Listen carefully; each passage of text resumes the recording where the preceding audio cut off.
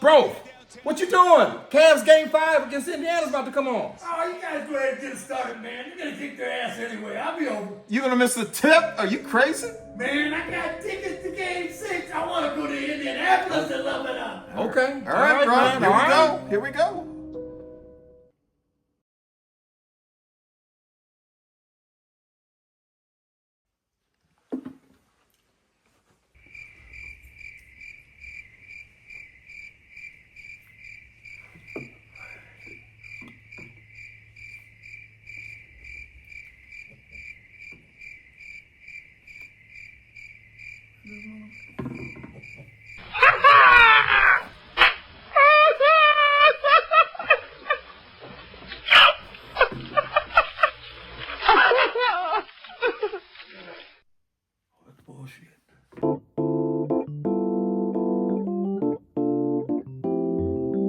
All right. Everybody. Yeah. Welcome to episode 7 of the Three Brothers Podcast. 7.1 actually, but go ahead. Yeah. Right. It's kind of a retake. Yeah. Anyway, so glad to have you guys with us. Thank you for joining us. Just for, again, take care of some housekeeping. My name is Alan Manley Sr. This is my brother, Phil Manley. And this is our third brother, Jay Brophy. And again, we're just glad to have you here. A lot of stuff to talk about today. I want to do, before we get into the news and the trending topics, we just had Mother's Day. Yep. So I want to talk about that real quick, just to kind of make sure that we cover all our bases here. So, Philip, I'm going to start with you. Tell me about your Mother's Day. What happened? What'd you do? I'm trying to think what I ate. What did I eat? First of all, I took my wife and my mother-in-law out to dinner. Bonefish. So Bonefish is a decent restaurant. Not spectacular, but a good restaurant. Yeah. Bonefish. Canton or Cleveland? Yeah, Canton. Okay. Oh, I've been to Canton. Bonefish. You been to Bonefish? Yeah. And what did I Out of have? my I throat. cannot remember what I Yeah. had. But it was a decent meal. Had a lot of fun. Who all went? It's very nice. Me, Patricia's mother. Okay. I got to play golf in the morning, and we had dinner at like 3:30. So we played golf. Got my skin finally after Wow, a month there of no you skin. And we had a nice dinner. You know what I mean? Had a nice drink. Very nice. Enjoyed it. Damn good. Sat at the window seat, so see a lot of people walking in and out. Saw a great video on Facebook, by the way, of a fight on Mother's Day. A One woman fight? beating the crap out of another woman. I think at a restaurant? maybe she was beating a man. Yeah, it was right in the lobby of a restaurant. And so nobody tries to break it up anymore. They just they just get on their phone and film Yeah. that shit.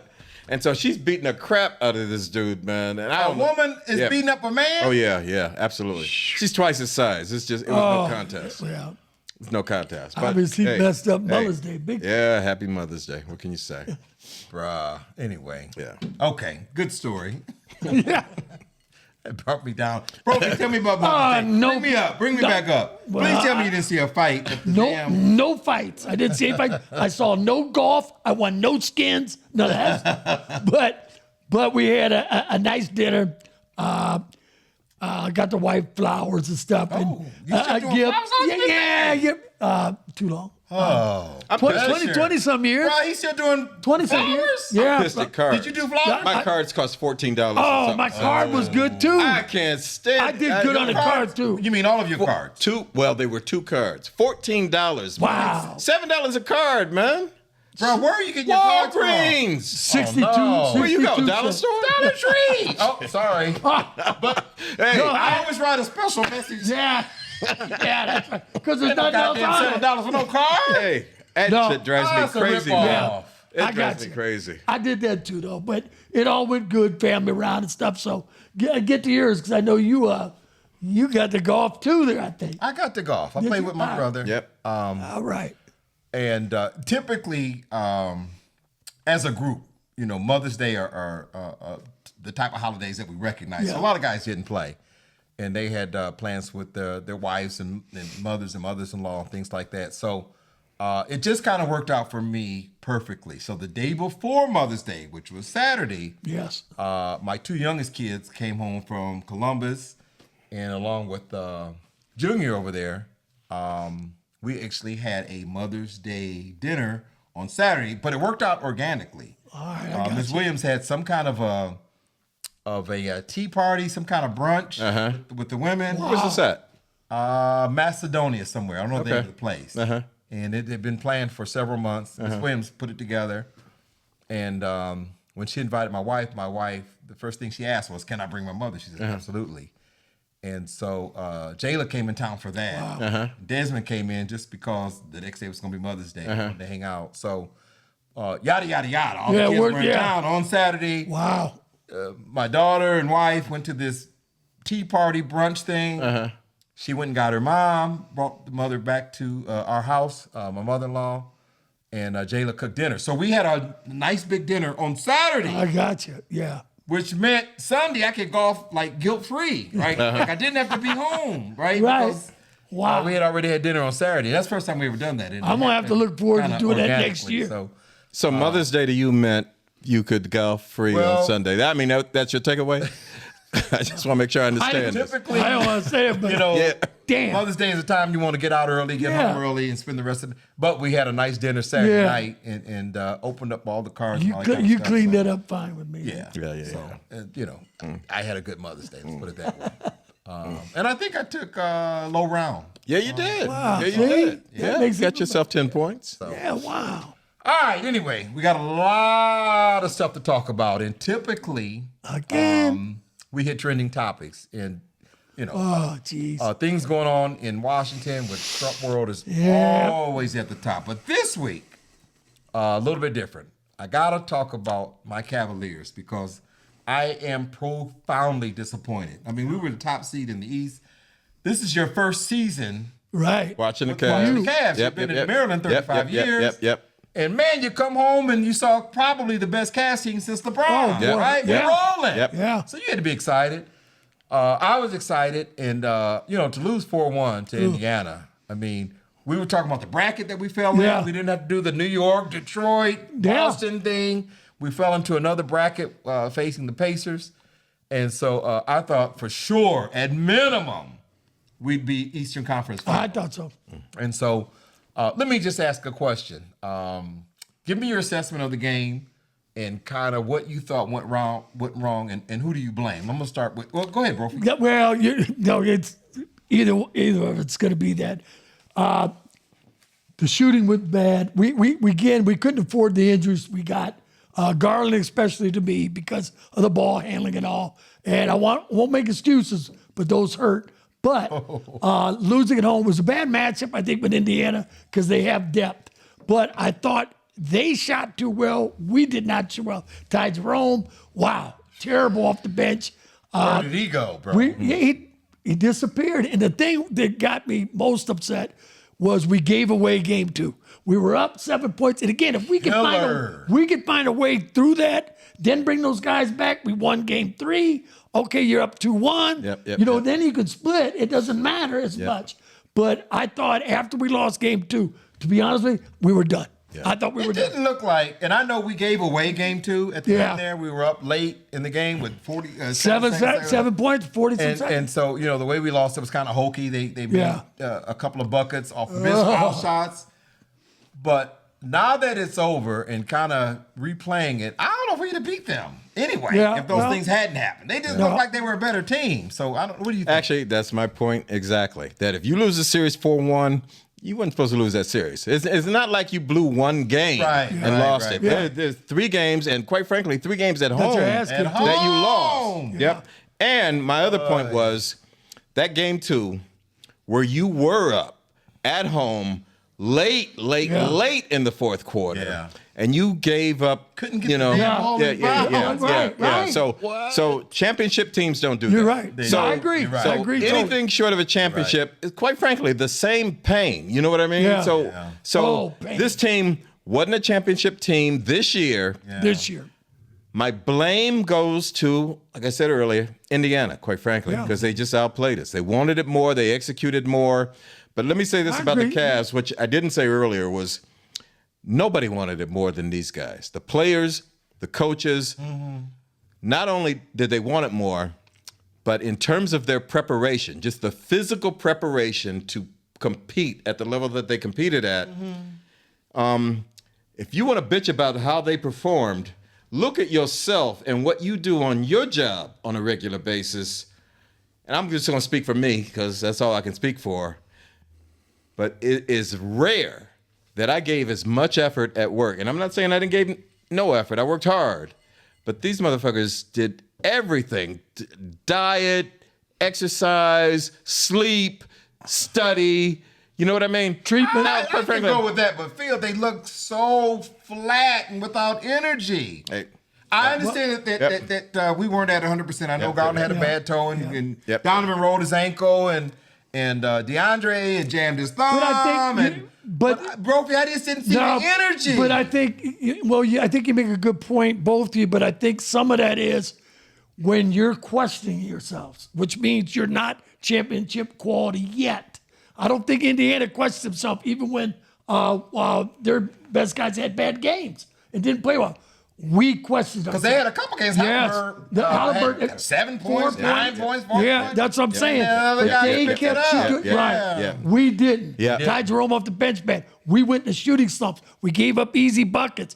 Physically, we started getting dominated, and that scared me a little bit. But I think that's when you're overthinking the game too much, and I think that's what's keeping them right there from that championship level. It's got to be. If you contrast Halliburton and Mitchell attempted to be Superman. And listen, I'll give him all the credit for the way that he played and what he accomplished during the season.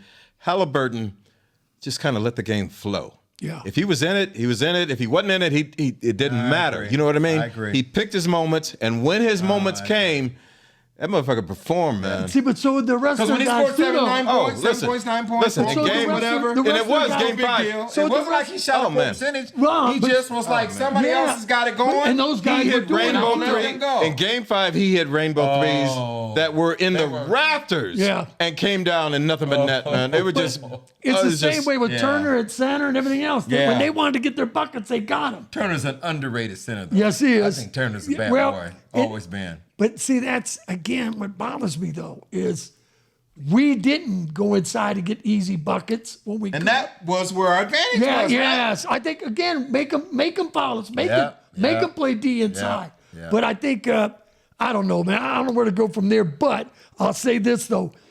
When Tristan Thompson's on the bench and he's not playing, and again, I know you got guys way down the bench who don't play as much, but we need a backup big man to come in and spell Allen and Mobley. That again, And it can't be Wade running at the five. not 6'9" Wade. I like Wade, but I do Wade too. can't be your but second, no, your he backup. can't be your backup center. Yeah. You got to have that 6'10", 6'11" guy. Yeah. That's going to, again, he's going to get 5 fouls, but he's going to grab 8 boards, and he's going to get 5 points, and he's going to muscle like hell underneath. That part, I think, just we're missing. You're talking about a perfect scenario in terms of the right players, the right backups, and them remaining healthy. Yeah. Which is just a crapshoot in the NBA, quite frankly. Which is It is. I get that, but Philip, there is something about Cleveland And I agree. that when we get to the postseason, there's a separation in intensity between us and the Knicks, us and Boston, us and Detroit. I can't put my finger on it, but Maybe you guys can. Let us know. it speaks to the level of aggressiveness, intensity. You understand what I'm saying? Now, Physicality. when 3-pointers are landing and all that's good, beautiful. Yeah. But when it's half court, nitty gritty, I need loose balls, I need rebounds, scratch, claw, putbacks, those type of things. I just don't see that in Cleveland. And listen, I don't have enough history with this team, but among the things that I've heard, the number one thing that made the most sense to me was that Darius Garland wasn't Darius Garland in this series because of He was injury. not. And so he was able to control the basketball. There weren't a ton of dribblers on the Cleveland on the Cavs team. Right. And so Donovan had to shoulder that burden. Yeah, and he's not. A point guard. And so, Point guard. he's not true. and so it was just difficult from that standpoint Yes. to manufacture open shots. The I way agree. that Garland was able to penetrate and either get layups Yep. or to be able to dish. See, that brings me to Craig Porter, though. Yeah. Craig Porter's a true point who's Yeah. played well in spots. Now, he had been, for the most part of the season, like the third string point guard. I don't ever remember seeing Craig Porter play in my life. Really? I swear to Craig God. Porter- I don't even know who he is. Yeah, 6'5". Craig Porter's a good point guard. He played, unfortunately, behind Darius and Ty Jerome and then he would come in. I think you have no other choice but like to try at that point. And again, Well- I know you're waiting for Ty Jerome to get hot and things like that, but when it's not I happening, think Atkins, game 5, he was out of the rotation. He came in late, hit a couple threes. He Yeah. said, oh, This whoa. is Ty Jerome. Ty Jerome. yeah. But if you had wiped your hands with Ty Jerome after games 1, Right. No, 2, I agree. 3, I would have No. put Craig Porter backing up Oh, Garland. yeah. You can't Something. put 40 minutes on Garland with a bad toe. Yeah. Right. But what did you say about Atkinson all season? That he didn't give a damn what shots his players took, what Yep. they missed. Yep. Stayed true to He's his gonna stayed play true him. to his Stayed true to players. his rotation. And I did respect that. yeah. I did too. And I thought it would aid us. I said, well, Yeah, and it because was. typically it in does. postseason, Yeah. guys cut down to 7, 8 guys. Yeah. We've been Yeah. running 10 strong all Right. season. Yeah. Yep. Jerome had a historically bad game. I don't know which one. Was it game 3? 1 and 2. Okay. All right. A historically bad series. Yeah. I mean, he was, He really did. and you can see So the much. lack of confidence. Yeah, you Yeah. can see in it. his game. So ball's so he being had short. to make a Yeah. change. So again, when I don't know if you asked the question yet, but in terms of fault, Indiana was the better team. Indiana's the Yeah. reason Yeah. more than anything Yeah. why Cleveland isn't moving forward Bad in this matchup series. too, because they have depth and they play a game that's difficult. But I thought us healthy would have won it. But I do too. I said we maybe lost that's 2 at denial. home. I think know- healthy. well, denial, but you know what? When you're a homer, you're a homer. Yeah. You know, and I got to see my team win it. But when we lost that second one at home, I knew it was over. And the second one, listen, no championship team loses. No, you're right. So you're right. So You it's find just- a way to win that. Yeah. I mean, it's just I don't even know you find a way. 'Cause they found a way to lose it. They Yeah, didn't have to that's find it. a way to win it. They That weren't was winning the problem. They found a way it to was lose just it. it was one of the most and watching it you were waiting for that one dagger bucket so you could say the game's over. And they Yep. never got there. They were always one They shy got there. of that Halliburton dagger got there. bucket I know. to end the game. I kept thinking we were going to find a way to win. Me Yeah, too. yeah. Me Listen, too. it But wasn't I find a way to comprehend win. that this is the way it's going No, to no, end. no. I It was could not. we were thinking about find a way to hang on to this shit Yes, so the clock would exactly run right. out. Because Yep. they had the win. Yeah. The win was just taken. And Indiana's the one, Whatever. crashing the Right. free throw lane to get that Yeah, one. oh, yeah. Donovan's foul on the inbound. And I don't forget who throwaway, threw the inbound pass. Yeah, it was just Bruce Sullivan threw it away. Everything that could go wrong Yep. went wrong. And listen, in a championship team where you lose game 1 at home, Yeah, you you don't lose do game that. 2 at home like that, You're supposed you to. just regardless of the You know injuries. what? Yeah, you're right. People can clown LeBron as much as they want, but that shit never happened. Oh, no, when we hey. had LeBron. It never happened when we had so LeBron. are you saying if LeBron is available Listen. and would like to come home? I can't think of the guy's name. Oh, Junior, do you know the guy that has the podcast? what's his name? Long-haired guy. Long hair. He was throwing it out there. What did he wasn't say? Today, he proposed. Oh, Nick? Nick Wright? Wright. Okay. Oh, okay, yeah. He loves proposed, LeBron. And I don't know if he's doing this for clicks, but he got my attention. Probably. And I'm in a vulnerable state right now. I know. Well, He said, look, LeBron needs to go on back home. First of all, you're not going to win a championship with the Lakers. Right. Think about the West. The West construction. yeah. Yep. With OKC and Denver, the young ass Houston on the come up. Minnesota, OKC. I mean, that's not going to happen. Cleveland is a lot more closer to winning a championship in the East than the Lakers are in the West. Bottom line. Yeah. So if you add a LeBron to the Cavaliers as they're currently constructed, Who do you take out? Oh, well, that's bullshit though, Alan. You got Why? it because somebody has to go. okay, there's a whole lot that can go. All right. Shit, that's not the All problem. right. So who's gone? Okay. Because if you take away Allen, No, you got less of an inside presence. No, it's gotta be, no. It's got to be your bench It's not guy. one for one. No, it's got These are packages. packages. Yeah, these are packages. You can get a 5, What do you mean a 5? a center, guy that plays the 5th. Okay, but my point is, like who? Who on the Cavs? Again, what did I say Whoa, earlier? it's a Lakers- out of Miami. Whoa. But he's Well, going to be he He throwing ain't just look, hanging he's out there for trying you to to get- grab First like a of piece all- of fruit. First of all, let me just say this. I don't have all this worked out. I just thought the idea of LeBron coming back to Cleveland, what an uplift that would be for the community going into the next season. Okay, so jersey sales will be awesome. Yeah. Okay. We might not win You must shit. be kidding me. But LeBron was exactly what we needed at the end of our season. LeBron is a 41-year-old man next year. So what, man? He'd be 51. What do you mean, coming so up what? there. What do you mean? What do I mean? So what? LeBron was still, what was he averaging over this postseason? Man, 20-something. Absolutely.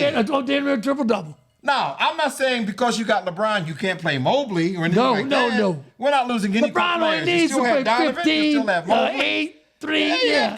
Garland's replaceable. Allen's replaceable. In fact, anyone on that team. So what has LeBron given you that you don't have right now? That's what I'm missing. LeBron's giving you, first of all, leadership, swagger, confidence. Leadership? Absolutely. Okay, so you said earlier that, what's his name? Tristan Thompson was giving you leadership. No. Oh, you did say that. I didn't say that. You did Jay say said that. Oh, I didn't. I didn't say that. You did say No, that. Tristan Thompson Shit. give him That shit. must have been in He that was on the drink. bench. Oh, Yeah, God, I can't believe this. You did No, say I that. did not say It had to Tristan be. Thompson. Wait a minute. It had to be. Earlier in the year when someone says, why is Tristan Thompson on the team? And I said for leadership. Oh, That okay. was There during the you go. regular season. Man, he thought that Well, shit right on me. why? No, Because- You why think he ain't going to be on the team in the postseason? no, you know Who, what? Tristan Thompson? Yes. Who it Wait a was? minute. If you need a seat It's Spider-Man because you're adding Mitchell. a player, if you're adding Spider-Man LeBron, Mitchell. that's the seat you give up. Mitchell was their guy. But I'm not saying a 1-for-1. I'm saying work a situation out where LeBron ends up on our team. And if we have a LeBron on our team with the Mobley and with the Donovan Mitchell, you can get a point guard. You can get another center, a 5, to work in tandem with that lineup. And I think you would be more successful why can't- in postseason. Why can't LeBron with a Luka Doncic and an what's his name? Austin Reeves. Why They can't need he a do center. the same thing in LA? They need Because a I center. just think the West is tougher than the East. I do. They With gotta the get a OKC, center. with the upcoming First of all. Houston, with Denver, with Minnesota. I think the West. Yeah. is Why not KD considerably- instead of LeBron? KD at Cleveland? Yeah. Well, LeBron, let's talk about what they do. LeBron is a facilitator. He's a ball handler. Leadership. KD has never, in my opinion, been a leader on any team. That's right. I agree with that. I agree with But I that. tell you what, though, I take his damn KD, jump. by the way. And when I think about game 2, Yeah. Exactly. when I think about how they collapse late in games, and I'm not putting that on Donovan. I do think Donovan's Listen. a leader. He is a leader, and he can't take a step. He cannot fall under LeBron's wing No, at no, this I point. I don't totally think agree LeBron with comes that. to town and says, No, my he team. can't. He LeBron- can't. No, he gave it to Luka.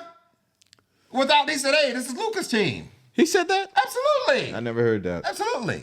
Absolutely. Well, I think I think you got the wrong idea of LeBron. What's that? I think that you assume that LeBron wants to be the central point of any organization he joins. And I don't think LeBron feels that way at 40. I think he will have the ball in his hand I got the majority of the time. They On move- to Cleveland, I got no problem with that. They move too slow. Cleveland. Now in LA, Luka. Luka, I think, dominated the ball. Yeah. And he said, And LeBron came off the ball. he said, lovely. Luka be the quarterback, I'll be the receiver. Yeah. Yeah. And listen, when Luka first went to LA, like a lot of people, I said, wait a minute, how's that going to work? Because they're both so ball dominant. Yeah, I think that gives listen, LeBron a listen. break. LeBron did Listen, wonderful. That gives him a break. Absolutely. Let me be clear on this. I love LeBron. You don't- And quite frankly, no, but I don't see him a fit for this team. I don't just think you can go back there. You can't take a 41-year-old man Listen, to lead your team. This shit's just we're not going the shit he's this doing. topic until I'm feeling better. about Nobody next has year. nobody has ever done at 41 what you're asking LeBron to do at 41 years been old. He's the only one that can do it right. That's right. I We're not agree. going this topic without me feeling better. So, right, goddamn it, you can argue if you want to. All right, LeBron has an opportunity, Al. Okay, And let us know what We're you going to think. bring Austin Carr back. Yeah, AC back. First of all, Damn, LeBron- AC still in that LeBron ain't jumper. coming back to- Let's be clear about that. You don't think LeBron will come back? What a story that would. Are you serious? So it's a story. Rich I'm not Paul, gonna Rich poo-poo Paul that. is boys from here. I'm not going to poo-poo that. Rich Paul's from here. I'm not saying he's got to move back to town. Okay, so No, I ain't. In who fact, what's the date of this podcast? doesn't the Cavs have to give That's something? a real possibility. Doesn't the Cavs have to give something up to get LeBron? I mean, I assume you're thinking it's a multi-team You know what, trade. though? These guys, the way they come up with these damn contracts in the fuck league. that. Yeah. Fuck that. That's beyond me. Hey, Phil. Donovan Max. I can't tell you how Garland they'll do it. Max. Mobley Max. Don't they have a fourth player on a max contract? At least those three guys are on a max contract. Max. Donovan Max, Mobley Max, Garland Max. Garland's on a big ass contract. He's on like $197 million 4-year deal. I don't know how they do it. I don't know if that's max. That's a lot of I don't money. know. These Figure out goddamn Boston teams, did they it. end up. Boston It seems like guys go wherever they want Cavs to go out of all money. the time. I don't know how they do it. So don't ask me the contract. Okay, but we're feeling better though. I'm feeling better. All right, that was Listen. the bottom line. That's what we wanted to I end this just conversation. and listen. All seriously, Listen, they got a good you team. will, if it But I don't know doesn't that- work, you have destroyed that team. All You right, understand? all right. Everybody that's on that team, I don't give a fuck how young they are. You've destroyed that team Now, what do you because think? they'll never be able to recover if it doesn't work. You've given up all this Okay, for wait a minute, wait a LeBron. minute. What do you mean doesn't work? Like losing the first round, the Well, second what do round, you or the want? third round? You want a championship? No. I want you to define what when you say if it doesn't work. What does that look like? Means they didn't win the Less- title. We don't make Something- the playoffs, or we lose in the first round, the second round, or less or than the a final. The only reason Less to than do a it is to win a championship, Alan. This is where we're at. We can't get past the fucking second round anyway. I don't understand why you wouldn't take that chance. Listen. This is where we're at anyway. Then I would trade for some younger talent. I wouldn't trade for a 41-year-old man. I'm pushing my chips to the fucking middle of the table, bro. All right, now who do we think's going to win it all? Shit. Thank This you. year? Yeah, Tatum's done. I think OKC. OKC, Minnesota. I think the winner out of that comes over here and wins it. I think Minnesota? okay. Yeah, I think OKC's the guy though. Denver ain't done. But don't watch. Quite frankly. Yep, they aren't. They aren't. That's going to 7, I believe. But watch. I'm I telling don't you. know, Phil. I don't know. Okay, so tell us Jokic. what you think, somebody, because I'm pissed. The Cavs. Jokic is doing his thing, but Jokers. Yeah, I don't see a lot of support. He's got. You got to be kidding me. Michael Porter Jr. has not showed up. Murray has. Brown Gordon has. has. Westbrook is playing Gordon way too many has. minutes. Yeah, Westbrook, you just can't have shooting. Hey, listen. I mean, hey, Denver's still a Brown- good team, but I don't Hey, think listen. collectively they're going to beat OKC. I don't think how- so either, quite frankly. But they are playing with championship metal. That's what I'm saying. Yeah. They are Yeah. leaving it all on the Absolutely. line. Jokic is a great leader Yes, for that he is. team. Absolutely. That mother, and if he ain't the MVP, well, he ain't gonna be the MVP this year, clearly, but he's gonna be the second, and he will. Again, yeah. And most players still think he's the best player in the league. Hard to argue against. Yeah. It's hard to argue. So here's his chance. Yeah, Minnesota has a chance. Obviously, Golden State, no chance. I don't think chance. at all.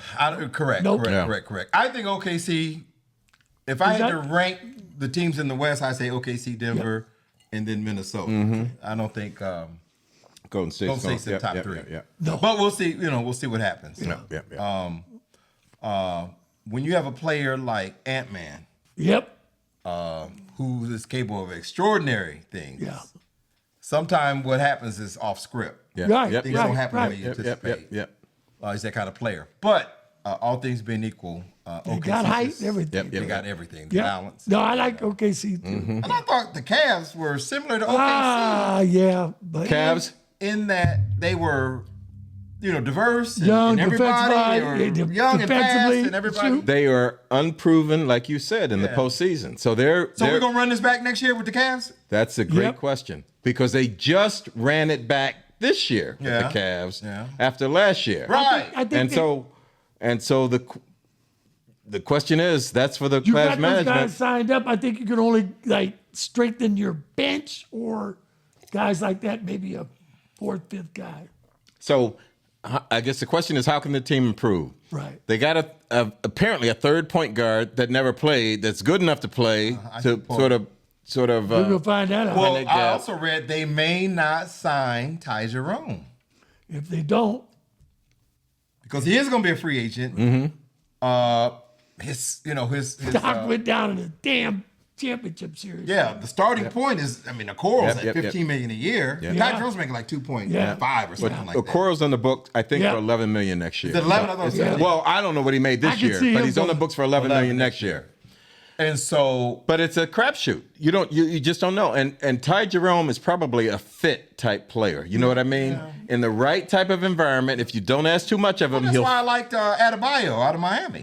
That was the guy I'd go for. But but he's is an he all-star. available? No, I don't know. He's Okay. an all-star. That's just- He's an all-star center. So if you want to pick your team, Well, the I'm ideal. saying an Adebayo type player. Guy Adebayo's 6'9", I think. 6'9" to 10. But he's he could do he's it a all. physical presence that will get you, I think, 10, 12 points. Easy. Yeah.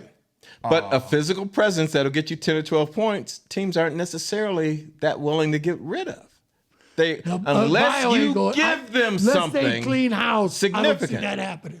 Significant. I don't know. We can't run it back. Who's the center that the Cavs gave up for Donovan? I mean, they gave up a lot, but there They was a gave up center. my boy Marketing. Laurie Marketing, man.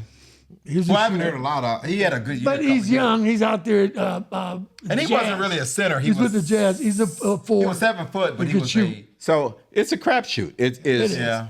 Trading for the. And I think we got the better of that. right guy. Yeah, I think yeah, Donovan. yeah. It worked out well. Oh, you had to because, quite worked out frankly, well. Donovan is the leadership on the floor Yeah. that nobody else, Yeah. Mobley included, No. just doesn't have. No, he doesn't. Donovan was the man, and it was Yep. clearly and it him. shows. And quite frankly, I think that's part of what we're hearing is that the team lacked enough confidence to allow anybody else to be the person to bring the Cavs home other than Donovan. I think about how LeBron had Boobie Gibson and Yeah. Arajon and people you never heard of and took them to an NBA Finals. I mean, there's value in that. But Oh my God, I just can't believe you're saying that. I'm telling you, man. Listen, Boobie Gibson, what is he? Like 50 now? Yeah. You're talking about guys 10 years ago. I think of 2007. Whatever it is. It's been a while. All right. Yeah. So you can't talk about what LeBron did 18 10 years ago. No, that was 18 years ago. Yeah, it's a long time ago. So fuck that. Well, no. I'm just giving you the importance of Hey, Donna Summer having that leader was of having that leader. Donna Summer was awesome in her day. All right, but that was 30 years ago. All right, so let's stay current. All right. So wow. what are we going to talk about next? Oh, I gotta address Donald Trump. Man, Gotta shift gears a little bit. from bad to worse. Yeah. $400 million plane from, how do you pronounce that? Cutter. Cutter. Now, has he received this as a gift or is that That's a great question. I have no idea. He's He wants it. and, he's been very and the public White about House that. press secretary said that they check everything out and they go totally by the law, so he'll definitely get it. And which again doesn't mean that at all. And he actually in 2017 talked about Qatar being nothing but terrorists and a terrorist organization and want nothing to do with them. Now they're buds and he's getting a 400. And again, it's one thing after another.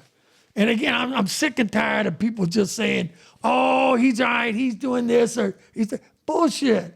His family is like tripled their income in no time at all. They make deals left and right. You can buy his Bitcoin. Right.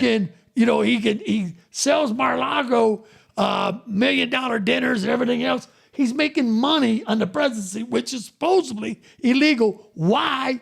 While we suffer under these tariffs and everything else, which he flip-flops back and forth on. And to me, it's just become a joke. Well, It let really- me ask a question, because the Constitution forbids accepting those type of gifts from foreign officials. Yeah. But they, when I say they, the White House said that it would be, if accepted, something that they could put up in the Presidential library. presidential library. Yep. But they're already talking about getting this thing formatted because the plane that's in use needs Right. I don't know. needs work or Right. Oil change or something like that. Yeah. right? So that they would Right, be able to format use it. This thing to anyway. What's your thoughts on that? My thought, it actually goes beyond Trump because I understand what he is. He's just a human slug, quite frankly. It always, for me, goes to the people that I know that support Trump for whatever reason, and it just bugs the shit out of me. And I need to figure out how to sort of get past that. But the hypocrisy of people that I know and knew and I thought to be decent human beings who wanted the best for humanity that support this motherfucker is just mind-boggling to me. Yeah. And so it's clearly what he does in total is just clearly establishing a criminal enterprise within the United States government.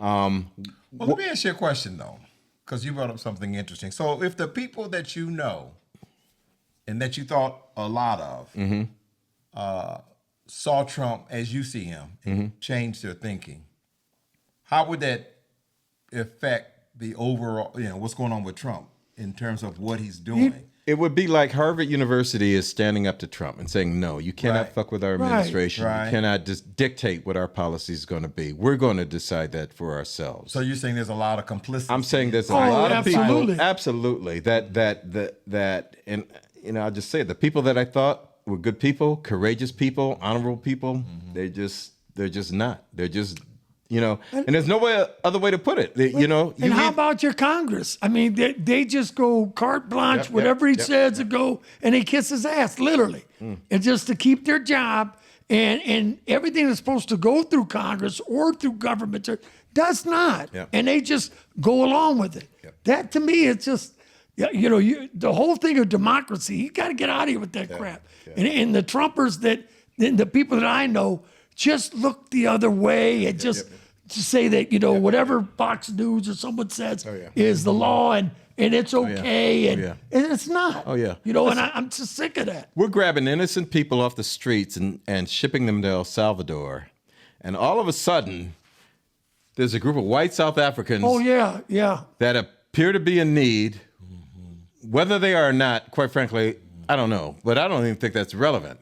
But Trump is welcoming them into the United States as refugees, where he is not even considering the political status of the people that he is shipping out of the country, even the people he's shipping out of the country illegally. Even the people that are on the list to come before these people that are waiting, that are approved to come in before these folks are getting stayed. They have to stay in these camps and all these areas while he makes an exception for them to come in. Where's the checks and balances with any of this stuff? Well, there was a guy that was sent over to El Salvador. Without due process. Right. What's the status there? I mean, Trump swore up and down. Remember that interview? I don't know if I was watching that interview with you where he would not admit that the motherfucker did not have MS-13 on his knuckles. You and I looked at we looked at that. Photoshop. Trump could not get over that. And so Trump is just, he wouldn't move past that. Yeah, he's a gang member, he's a terrorist. It was a clear Photoshop. Yes. And the guy interviewing who I love, I can't think of his name, he just wanted to move past that. And he wouldn't let him. He wouldn't let him. Didn't you see it? Yeah. So, anyway. So it's just the Americans that decided that they just don't give a shit about those individuals that are getting deported. They don't give a shit about them. There's no other way to put it. There's a political cartoon that is really good that will actually probably pop up on this green screen when we say it, but it is the picture of a white guy on a screen, and then it is some color-coded boxes going from light, darker, darker. And the light ones at the top say refugee. The darker ones at the bottom say deportation or ICE candidates or something like that. Right. So you just know that the Trump administration is just looking at the lightest colored human beings possible. Yeah. They're eligible to become United States citizens. But if your skin is dark, you're out of here, and it just doesn't matter one way or another. And is there zero oversight on all this? No, there can't be. There can't be. I know Rand Paul and Lisa Murkowski gave some pushback on the plane from Qatar. Yeah. Right now, I haven't heard any. Well, some of them are giving the pushback are the ones that are just saying, "Listen, I'm not going to depend on being around for Trump." Those are the only ones. The other ones are loyal to a fault, and that's what he wants. He put people in that are not good for their positions. They don't have the experience or anything, but they're loyalists. Yep. And that's all he wants. Number And that's the criteria Exactly. to be a Trump Yes, appointee. it's And I loyalty. think Kristi Noem is the one who is the head. I think she's head of Homeland Security. I'm not sure what the exact title is, but she makes it a point to put on her ice jersey, go to all these ice raids, and have her makeup perfect and her hair looking perfect. Yep. And she looks like she's going in and just You're uprooting. right. And that's all she cares about is That's it. The optics the of- optics of doing the things that Donald Trump wants to do. It isn't about serving the Constitution of the United States. And this is what kills me. And I guess that's why I'm so disappointed in the people that I know. Quite frankly, and I'm actually speaking about, quite frankly, a lot of people that I went to college with that just don't give a damn. And I had no idea when I went to college that these motherfuckers were just as terrible human beings as they were. Well, but they didn't have anything. They didn't have to be who they were at that particular point in their life. Right. And so it just wasn't defined for me. And I just, every time I see something that they do or say that supports what Trump is doing, it just disappoints me. And I'll go with that too with Kash Patel, who's the head of the FBI. He comes before Congress and they're supposed to have the budget for the FBI. They're supposed to have the budget. It's got to be done now. It's law. And he goes, it's not done. Yeah. And they said, well, when are you going to get out? When are you going to? I don't know. Now, this is what he's saying to Congress. I don't know. We're working on it. Well, he does. He goes to 2 briefings a week or whatever, and he's out at sporting events all the time. But that's okay. But his work is not done.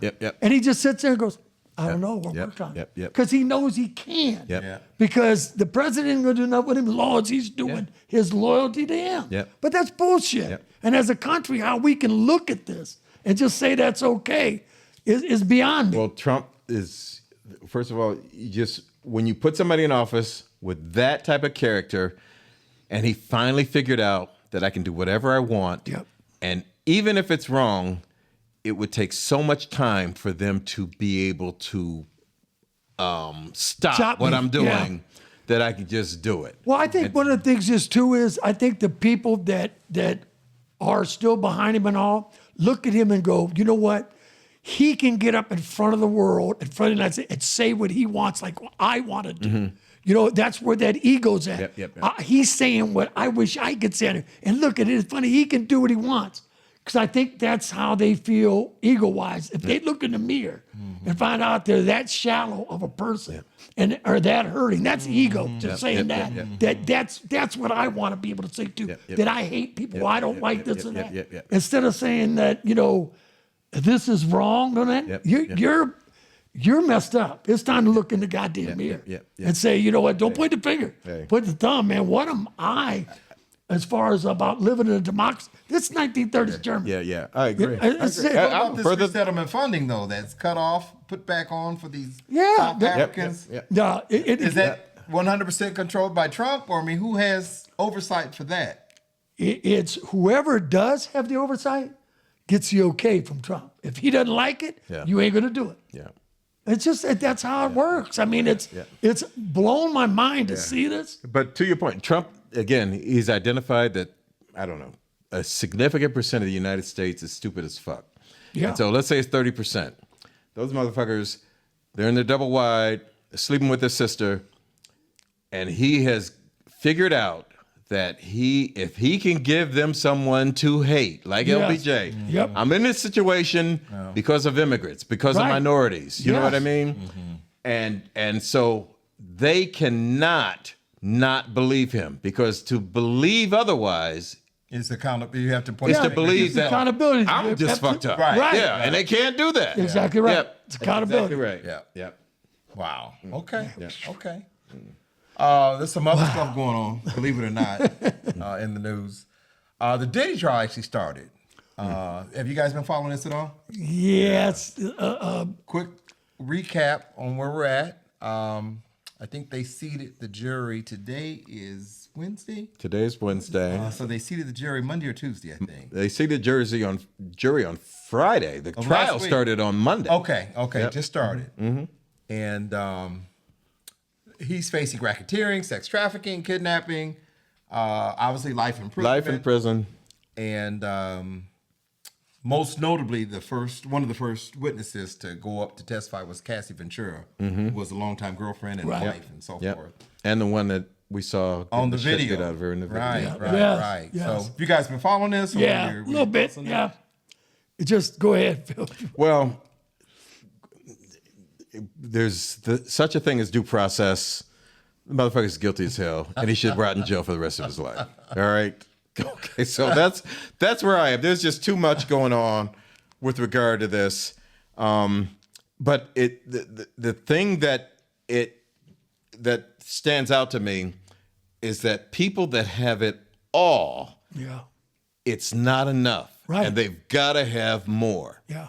And so, Good old greed. yeah, it's just amazing. So, in all honesty, the thing that I thought today is that there's slavery for 400 years in the United States, but quite frankly, Diddy is an example of somebody that has had slaves in this era. In the 21st century, Diddy was a slave owner. He literally had these people under his control, doing what they wanted to do.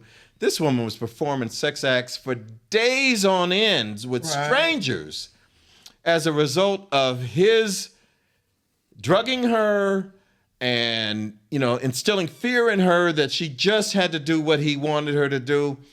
This is just nothing more than that. And Well, now his side would say that everything was consensual. Right. They were That's what partying. they're saying. Right. Basically, they Yeah. were all doing drugs. These freak offs would last for days. In fact, I think Cassie said that they had to, most of them Yes. needed IVs Right. to recover. yeah. But my concern is, how do you prove, because the burden of proof is on the prosecution. And for this to have gone on for years and years and years, how do you disprove consent, I guess, I think- is my question. Getting your ass kicked in the lobby, Yeah. trying to escape on an elevator is a good indication Good that you start. didn't want to be where you were. And so that's at least a good start. Yeah. from that Right? And I standpoint. don't want to be devil's advocate, Right, but no, that's yeah. abuse. But that's what they're an gonna play. abusive act that occurred that day. Right. I think But what they're gonna trying to get him is they're trying to establish a pattern that Right, occurred over years right. and years and Okay. years. Well, then we need to just, I guess, listen to testimony and see what happens. And that's they're going to get to see some of those videos too. They said they have. They're going to be looking at some of those videos. Yeah. So, I mean, Because who Brophy knows? side saying, "Yep, he hit her. We was on Yeah. video. Now they who had a knows fight." what's all going to come out of that? Who else is going to be drug in? Right. I mean, that's kind of what I'm waiting for too. Right. To be honest. Whose name's going to You know, come whose up names are popping on up? that witness Well, list? there's a lot that already have popped. Michael B. Jordan's name has popped up.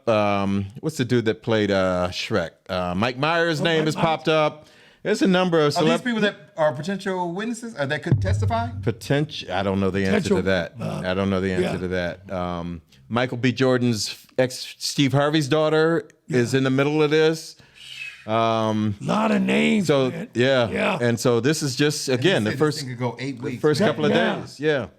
And that's, So And to then- your point, a jury has to find the evidence Right. compelling before he's guilty. So I'm just looking at it as an outside observer. I have no factual knowledge, devil's advocate. regardless. It Of no, is you're not- exactly right. against the law to be a freak. Right. Not at all. But they have to find a criminal element in Right, what took right. place. That you're not a doing willing things against participant. you're not a willing participant. People did things against their will, and so I just found that aspect of it interesting because it's Hollywood and everybody's got money Yeah, and drugs. yeah, and, yeah. That's right? the nature of money to me for certain people is I need that next high. Yeah. Whatever I'm able to do as a human being today It's not enough. is not enough because I can do anything. Yeah. And I think he's on tape saying something like I'm the most powerful black motherfucker in the world. Yeah. Something like that. Yeah. Okay. Okay. Now, in my mind, I'll be very surprised if the evidence does not support a guilty verdict. Yeah. Yeah. Because Yeah. that's where I am. That's where my head is with regard to him. Okay. But if he's innocent, then I agree. He's That's- innocent. Yeah. Okay. That's why There I'm waiting to see what comes out and the people, because you mentioned some of the names Yeah. and what goes on coming forward with the trial. Yeah. It's But- just, wow. Well, the information that comes out is not going to be it's going to be ugly. Yeah. But I think his attorney has taken the approach that, listen, we're not sugarcoating. Right, what that it's happened. ugly. Yeah. We're telling you it's ugly. Right. We're also just saying telling you it's that it was consent. consensual. Yeah. Yeah. And so I just thought that. Well, that's the only made for way. a- Was the only a argument. interesting dynamic. Shannon Sharp, consensual. Mike Tyson, Yeah. consensual. Yeah. Cosby, consensual. Yeah. All right. Yeah. That where else can you go when you got this Yeah. much evidence? You got the consensual is your sort of the pat answer with Yeah. regard to that. So I don't know if that's the case or not, but So I guess my concern is that there will be people on video that were quote unquote Right. witnesses Yep. that said, I don't want to be a part of this. I wasn't made to do anything. I didn't want to Exactly do." right. And they'll go, see, Yep. Beyonce was here. She didn't Yep. complain or whatever Yep. the case might be. That's what I'm saying. That's- That's what I'm looking to happen. That's what I'd rather not see. frankly. Right, right. I'd rather not see. But, yeah. I think but he's been doing this for how long? Allegedly. Seems like a long time. I Yeah. don't know. Yeah, So I want to say beyond more than a decade. Yeah. Yeah. So I'm going to go out on a ledge and say that the prosecution has acquired a significant amount of evidence before they I decided would think to you're to totally arrest the correct. student. Yeah. Yeah. Okay. And Yeah. so, but even if innocent, man, what a piece of shit of a human Right, being yeah. he is. You know what I Yeah. mean? I mean, you got all that money. Maybe a wing on a hospital. Yeah. You know what I You know, mean? yeah, Something where you are Yeah. just donating Yep. money to help Yeah, humanity. gratitude for it, yeah. There's nothing that I know And I that don't this motherfucker's be a done. freak all you want, man, but Yeah. and And quite frankly, I heard this People testimony that he fall blew for up it. somebody's car. So he literally Kid Cudi's car. Kid is that right? Cudi, Kid Cudi? Cudi's car? Okay, so he was dating Cassie before. He just had interest in her, and I thought they dated Too much of an before, interest. She met. he got wind of that he liked her allegedly, and that was enough to kind of get him away. Was Man, that I'm while telling they you. were dating, or I think I thought it was before. with that kind of But money, anyway. couldn't you buy a robot there was woman? another- yeah. I'm You know, telling- hey, listen. a robot woman just as nice. that was his reaction, allegedly. So. Yeah. Hey, you got that money now. That's, Yeah. that's a world I'm not familiar with. Right, So. right. All right, let's I'm shift sorry. gears a little bit. The Browns just concluded their rookie camp. yeah, which I think it was about a week, right? Yeah. And Rookie can't. It was, it was just Yeah, it wasn't the rookies, wasn't OTAs. It was rookie No, camp. OTAs. Man, they got so much stuff. Rookie Yeah, camp, they got do, OTAs, yeah. They got mini camp. They got. Yeah. But I had expressed a concern talking with you guys. And I don't even know if this was on the podcast or just talking off camera. That because of Shedeur's draft position, that he would not get the reps of. And I know you said when the season starts, why should they play Flacco. Flacco? Right? He knows the system. He's a veteran. He's established. Blah blah blah. We know what he's going to do. But if you look at a depth chart, you got Flacco. You have the kid we got from Philly. Pickett. Yeah, Pickett. Pickett. Yep. Then you had Gabriel and Yep. then you had Shedeur. And so we got a 1 week camp, right? Mm-hmm. And my concern was how do you dispense the reps equally to make a judgment? Now, they're not, this is rookie camp. Right. So they still have OTAs and they have Yeah. training camp, et cetera. They got a long way to go. Yep. But at some point, you have to establish a depth chart. Yep. And is there anything Shedeur could have done with this? And I don't know how many reps he got. Did he get the same amount as Gabriel, the same amount as Pickett? And so how was the evaluation process done? is my Actually, concern. Brophy, you're probably the most qualified to answer that type of question, given that you've been in, these camps. What's going on with? Well, they've changed now. Like I said, there's just more of that stuff. But because Gabriel was drafted ahead of him, might mean that he takes those reps just Right. by position to start with. But they're getting equal reps. They're getting looks because there's plenty of time to get both of them. You have to. You've got to make evaluations. So you're seeing both. Now, what I've heard is mixed results. Gabriel said, "Hey, I'm glad to have Shedeur in here. It's a great thing." I've heard that he threw the ball, man, and he could be the guy on day one. as in- Shedeur, Okay. 81-yard pass, boom, looked great on that. Others saying that he floated a couple for interceptions, it wobbled, everything else. So the jury's still out. But that's your rookie camp. Yep. All right, rookie camp is learning every play, the cadence coming out of the huddle, trying to get the ball out on the right play, the right guy, 1, 2, throw the ball, and you can become more mechanical. You can become your voice inflection. Everything's changing, and your guys are running routes. They're going to get cut too. That may have not ran the best of routes for you. Didn't think of that. Yeah, so there's a combination of just things that go on. But believe me, Well, they're how looking about at the level of scrutiny, though? well, what they're doing is That can't be Well, they're looking uneven. at your footwork.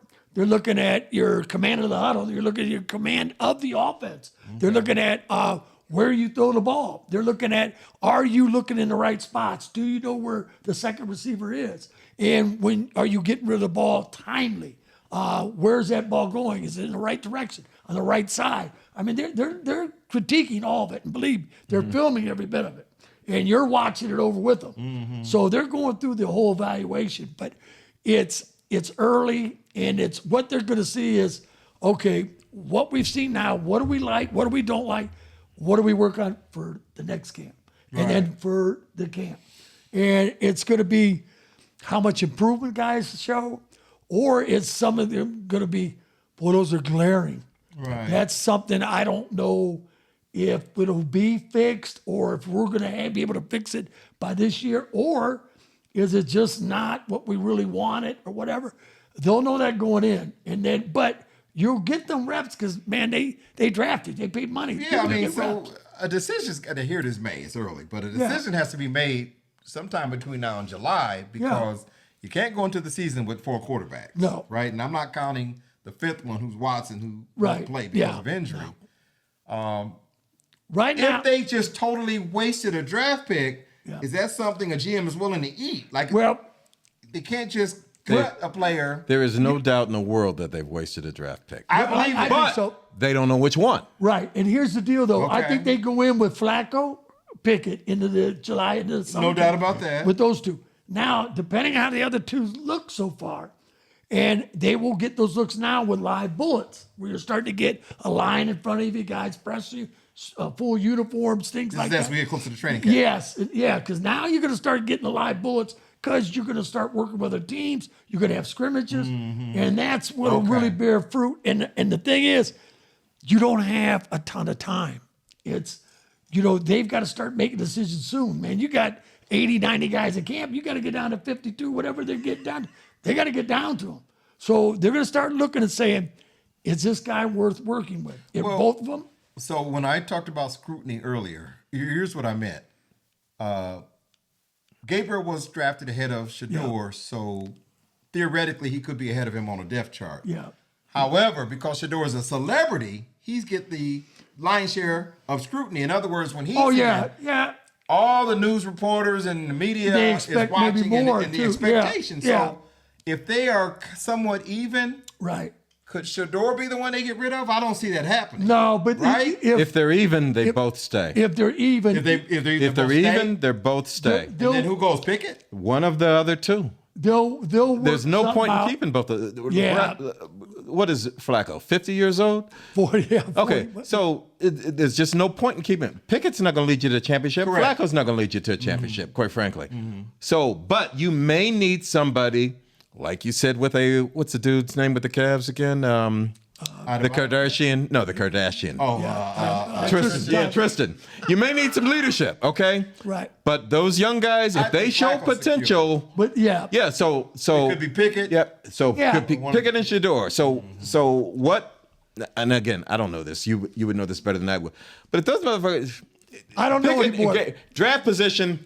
All right, you pick it. Or Gabriel gets the advantage over that.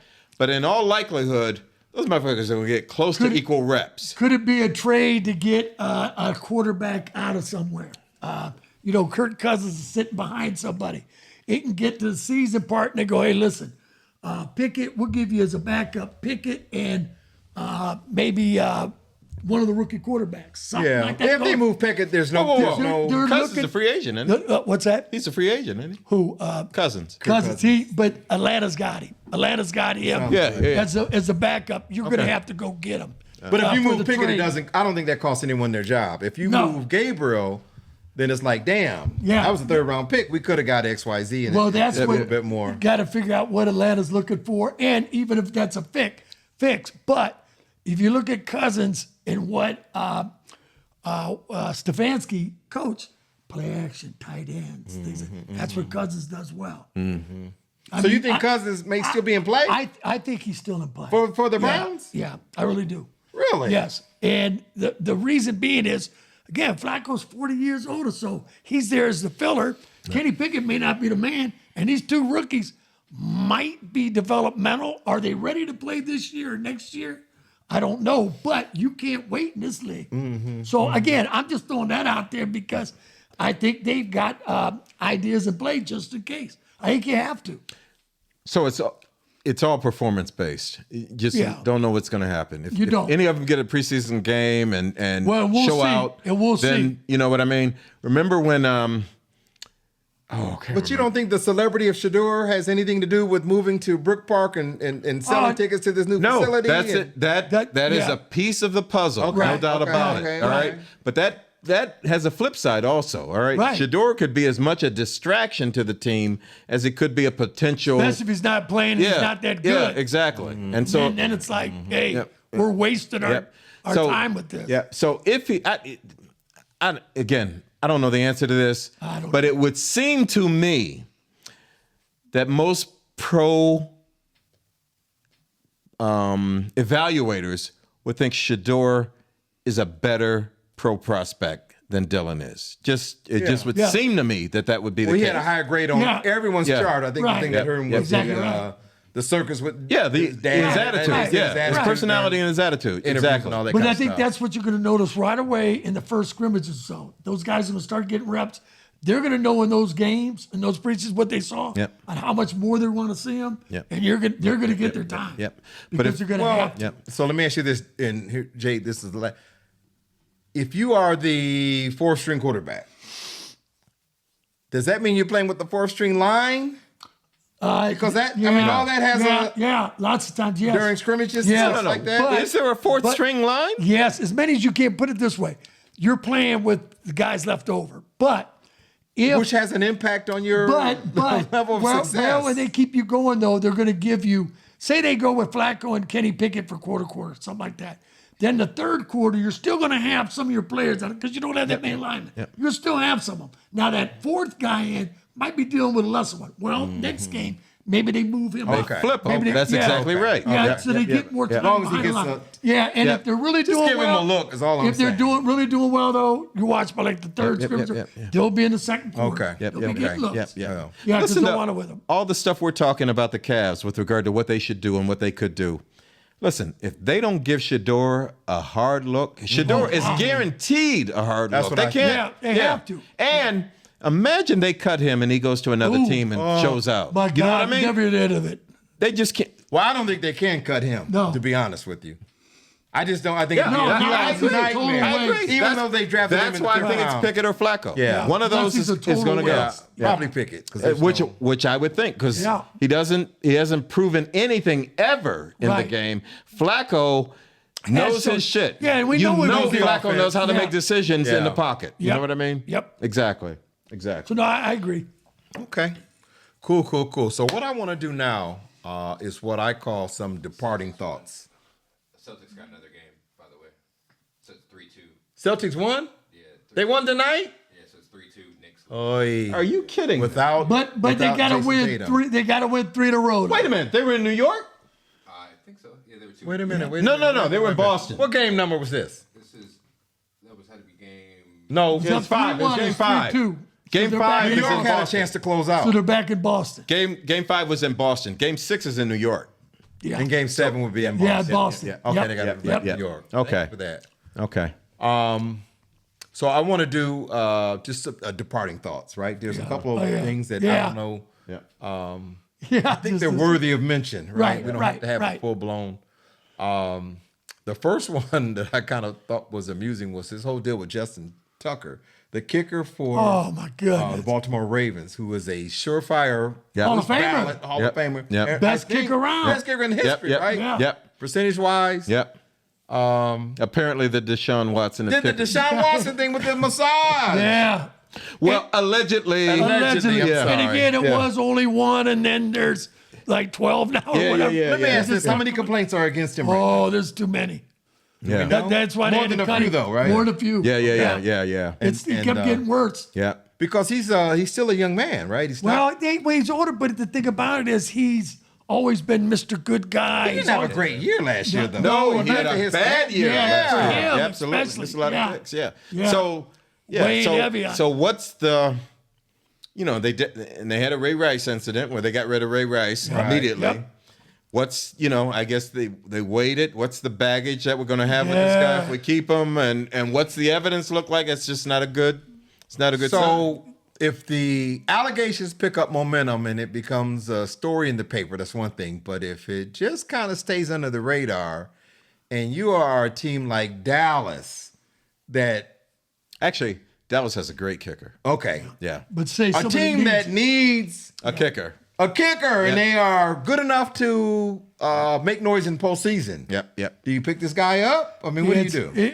To me, it's going to be those allegations going forward. How legit what are they? happens? And Uh-huh. if they do suppress him, he said he's not guilty, and nothing really has come of it late in the year for a guy of his ability. Because the Browns said, I'd say, hey, Deshaun screw it. Watson, the Browns kind of said, Yeah. the hell with us. Yeah, I think need a quarterback. someone will Hey, go listen, after him. I don't But- want somebody that's a sexual predator as president. I Right. don't want somebody that's a sexual predator as my quarterback. Yeah. I don't want somebody that's a sexual predator as my kid. As your kicker. Yeah. There we go. And I think a lot of feel the exact same way. They really will. Yeah. But Are you man, never speaking as say- a fan? Never say Are never. you speaking as an owner, or are you listen. speaking as a In the GM or NFL, coach? the NFL, Because I'm telling you, never say those never. four people Hey, listen. have four different objectives. I agree. And if you're a coach on the hot seat, Never and I'm a say kicker never. away from keeping my job, Never say they're never. telling Justin Yep. Tucker, come on. Yep. Yeah, You haven't well, been- that's you a haven't been character jailed test. yet. Yep. That's a character test. I'm telling you. Yep. I'd rather lose with good people than win with a You sexual know these predator. guys don't care. A lot of them. They don't care. Okay. They want I to agree. win. I agree. You know, I agree. I agree with but that. I just can't do that. Listen, No, I'm from with you. day one, I was against that Deshaun Watson Yep. sign. Yeah, you were. From day You were. one. You were. I'll give you that. Yep. There are coaches who have packed up, moved across country, that have kids with Baggage. braces Yeah. and starting college Yep. and medical Yep, bills. Yep. And, that's a tough call. bad season away Yeah, from being fired. Yeah. And if they are a Justin Tucker away from keeping their job, they're going to sign Justin Tucker. Yeah. There's some coaches and GMs in that Yeah. predicament. Yeah. So, I mean, no pushback on that. Yeah. I agree. So, I just thought that was interesting. Another thing that was in the news, Coach Pop at San Antonio. yeah. Now, you know, he's president. Yeah, he's of- president, right. So, they kicked him of operations. upstairs. Yeah. But yeah. I saw a video of him with Ginobili and Yeah. Duncan. Duncan. Yeah. And he had some challenges kind of walking there. But Yeah. Oh, otherwise. okay. Yeah, Yeah, he the went up to the stroke. mic and I think he Yeah. addressed the team. Or, Yeah. Yeah. And just kind of thanked him. And I love Pop. God, who doesn't? Pop It's is, yeah. Steve players Kerr and coach. all them wearing his jersey. Yeah. Who else? The other coach wearing his jersey. Yeah. Or his T-shirt because he meant so much to all them. And Yeah. taught them so Right. much. And it's more not just the coach, but as you talk about character there, guys, everybody who's ever bam. played with him or played for him or worked Yep. with him just talks about it like, top Very notch outspoken person. against Yeah. the White House. Yeah, absolutely. Didn't care who he offended. Nope. Very honest guy. But again, I think as a player, that's what you love about him Yeah. too. Yeah. He Yeah. tells you what Tells what you- the deal yeah, is. yeah, And absolutely. That's all you can ask for. Yeah. Yeah. You know? So I'm wishing him well. Exactly. Wishing him good health. Yeah. I think it's a good sign that he's working as president. Yeah. Yep. Absolutely. And I don't know what Exactly. The that brain entails. of it. Well, it means Yeah. that he doesn't have to hop on planes every other Right, day. right. And, he can just. Yeah. He'd be talking to Johnson Yeah. and coach And all I the think time. he's engaged Yeah, with yeah, what's yeah. going on. Yeah, yeah. He talks which to is the coach all the important. time. Yeah. Yeah, no, Yeah. absolutely. I remember, you remember the Jerry Sandusky thing at Penn State? Yeah. Yeah. obviously? Oh, hell yeah. Yeah. And when that thing blossomed and it basically just consumed Joe Paterno. Paterno, Oh, yeah. and to the extent where they had to fire him. Yeah. Yep. What did he die a month later? Yeah. Yep. Because that's who he was. Yeah, yeah, He was right. Penn State Yeah, coach. yes, And when he you was. took that away from him, It was over. he died like a month Yeah, later, yeah, bro. Yeah, you see that with guys. So yes. did Bear Bryant within Yeah. weeks of leaving Yep, his job. yep. Yeah. I mean, so what do we always talk about with this podcast, bro? Purpose. Purpose, man. You gotta Man, have a look, purpose. better like- get up I every told you. day with some purpose. Hey, I don't give a damn what it is. This is something I can look forward to. And again, I go down swinging with this anytime. That's Because right. this is what I want That's to do. right. Yep. Because it does. It gives me purpose. Yo, You're win, exactly lose, or right. draw. Exactly I love right. this. Yeah. Absolutely. Yeah. Yo, we used to talk after golf. Oh my God. This is how the podcast Hours. started. Oh yeah, Yeah. absolutely. Said, damn, we should have a You podcast. told me this for years now. You were kidding years, me. yo. Man. Yep. You, I'm you gonna would start feel, you would feel Yep. good. The way you guys talk about, man, you guys ought to do a podcast. And that was some years ago. Years ago. Yeah. Yo, so But- anyway, this is, we're yeah, kind of getting off yeah. topic here, but Don't care. I don't care either. Yep. This is going to It's offend us. somebody, but It's gonna be right. Offend somebody. I don't give a shit. Don't give a All right? Yeah, that's coming. That's coming as an an upcoming Yeah. segment. Anyway, we don't want to give that away too Right. soon. Justin Tucker, Coach Pop, and I want to talk about something that's a little less funny. Actually, it's kind of bizarre. This whole deal with John Elway and his agent. Bro, did you hear about this? Yeah, but like, Let me just give an Yeah, overview. to yeah, those right. who are unfamiliar. So Elway was at a posh country club playing golf with Right. his agent. Yeah. And apparently Elway was driving the golf cart. Yeah. right? The agent falls out the golf cart, hits his head, and 2 days later he dies. Yes. Yep. Yes. So those are the facts. Yep. You take Right. it from there. What's Listen, your take on this whole I'm thing? not going to speculate, but damn, there's a lack of information in this story Thank that you. is just Yeah. mind-boggling, and it reminds me of Peyton Manning's wife getting mailed human growth hormones, and that story goes nowhere. Nowhere. You know what I right, mean? Right. Good point. That's what it reminds me of. Good point. So I'm not accusing Elway Wow. of anything. Right. You know, I hope that it was just an innocent accident. Right. But it feels like there's pieces missing out of this Because story we that didn't people get any should more know. news That's about right. it. No more That's news. the Right. thing. It just Yep. kind of went under Yep. the rug, you Yep. know? Yep. I think that same year. Yep. And we've all driven a golf course. Yeah, and Yep. I think I mean, a golf cart. Yep, yep, and I yep. think we've asked each other, "Did you hear any more about it?" Because no one's heard any more about it. Yeah. And What was the guy doing to fall out? Yeah. great question. There's just none of those specifics. right. And it seemed like days before this sort of statement came out to Right, say right. what happened.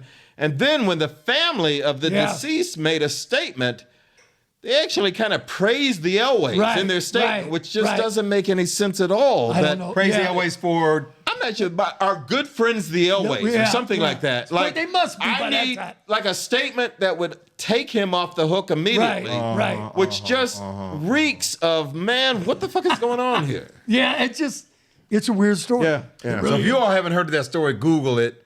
It was brought to my See if you find attention. any more information. The Yeah. details are a little sketchy. Sketchy. Yeah. But wow, somebody died. So, Yeah. and the last thing I guess is we got a new Pope, Pope Leo, Pope Leo, Right? from Mhm. Chicago. from Chicago. What do you guys know about that? Well, it kind of surprised me at first that they took one from America. Yeah. You know, just because of what's going on around Yep, here. yep. I thought that might be a little shaky. But in listening to him talk about the guy and the guy's credentials, he has all the credentials. I think they probably made a great choice. Now he's anti-Trump in them right now too. Well, that was kind of the thing. Is he going to lean left? He's going to lean right? yeah. I think he's following the Pope before him as far as in that vein of Yeah. like what he's trying to convey and all. But he's mentioned already about helping each other, loving each other, Mm-hmm. all about what religion and stuff is really supposed to be about, right. Mm-hmm. So I think he's saying all the right things. Very intelligent guy. Worked his way to where he could be elected pope, and everybody say, "Hey, he's got all the credentials for it." So interesting pick. I don't know, Phil, you have an opinion on that either? I love the fact that the United States of America has the individual on earth that is closest to Christ of any individual on earth. I hate the fact that America has the individual who is furthest from Christ of anybody on earth. Yeah, And I don't need to mention who that is, all right? yeah, Was that pretty? Oh, yeah. Interesting take. Yeah. Yeah, you know, but it's we'll see going forward. But We'll see. Yeah. Pray for him, brother. yeah. Oh, we got one more, though. What Oh yeah, Bill, Bob Tucker. about who? Bill. Oh, Belichick. Yeah. Oh my God! Oh, I hell can't yeah. forget that. Yeah. Listen, I got to tell you something. All the years of watching football, particularly those Brady years in New England, just how they ran the organization Yeah. from Yeah. craft all the way down. Yep. No drama, won a lot of games. Yep.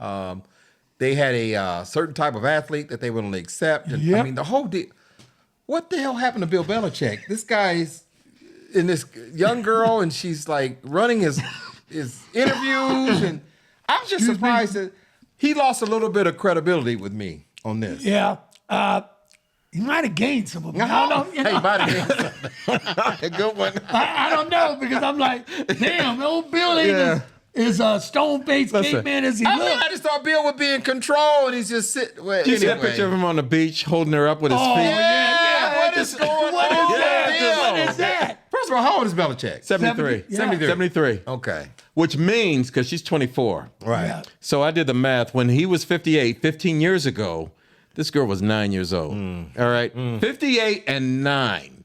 Can you imagine him approaching this 9-year-old girl and saying, 15 years ago from now, Wait, you have honey. no idea what I'm going to, I Yeah. don't even finish. But she has a agenda. Yes, like she she does. is, In right? control. This is a business Yeah. transaction for her. She's not just a girlfriend. Like she's a Yeah, part of but the I think Belichick that, you know, business. she might be with an old, kind of Italian Gold digger? mobster. So Yeah. they used to call Howard. You know, Yeah.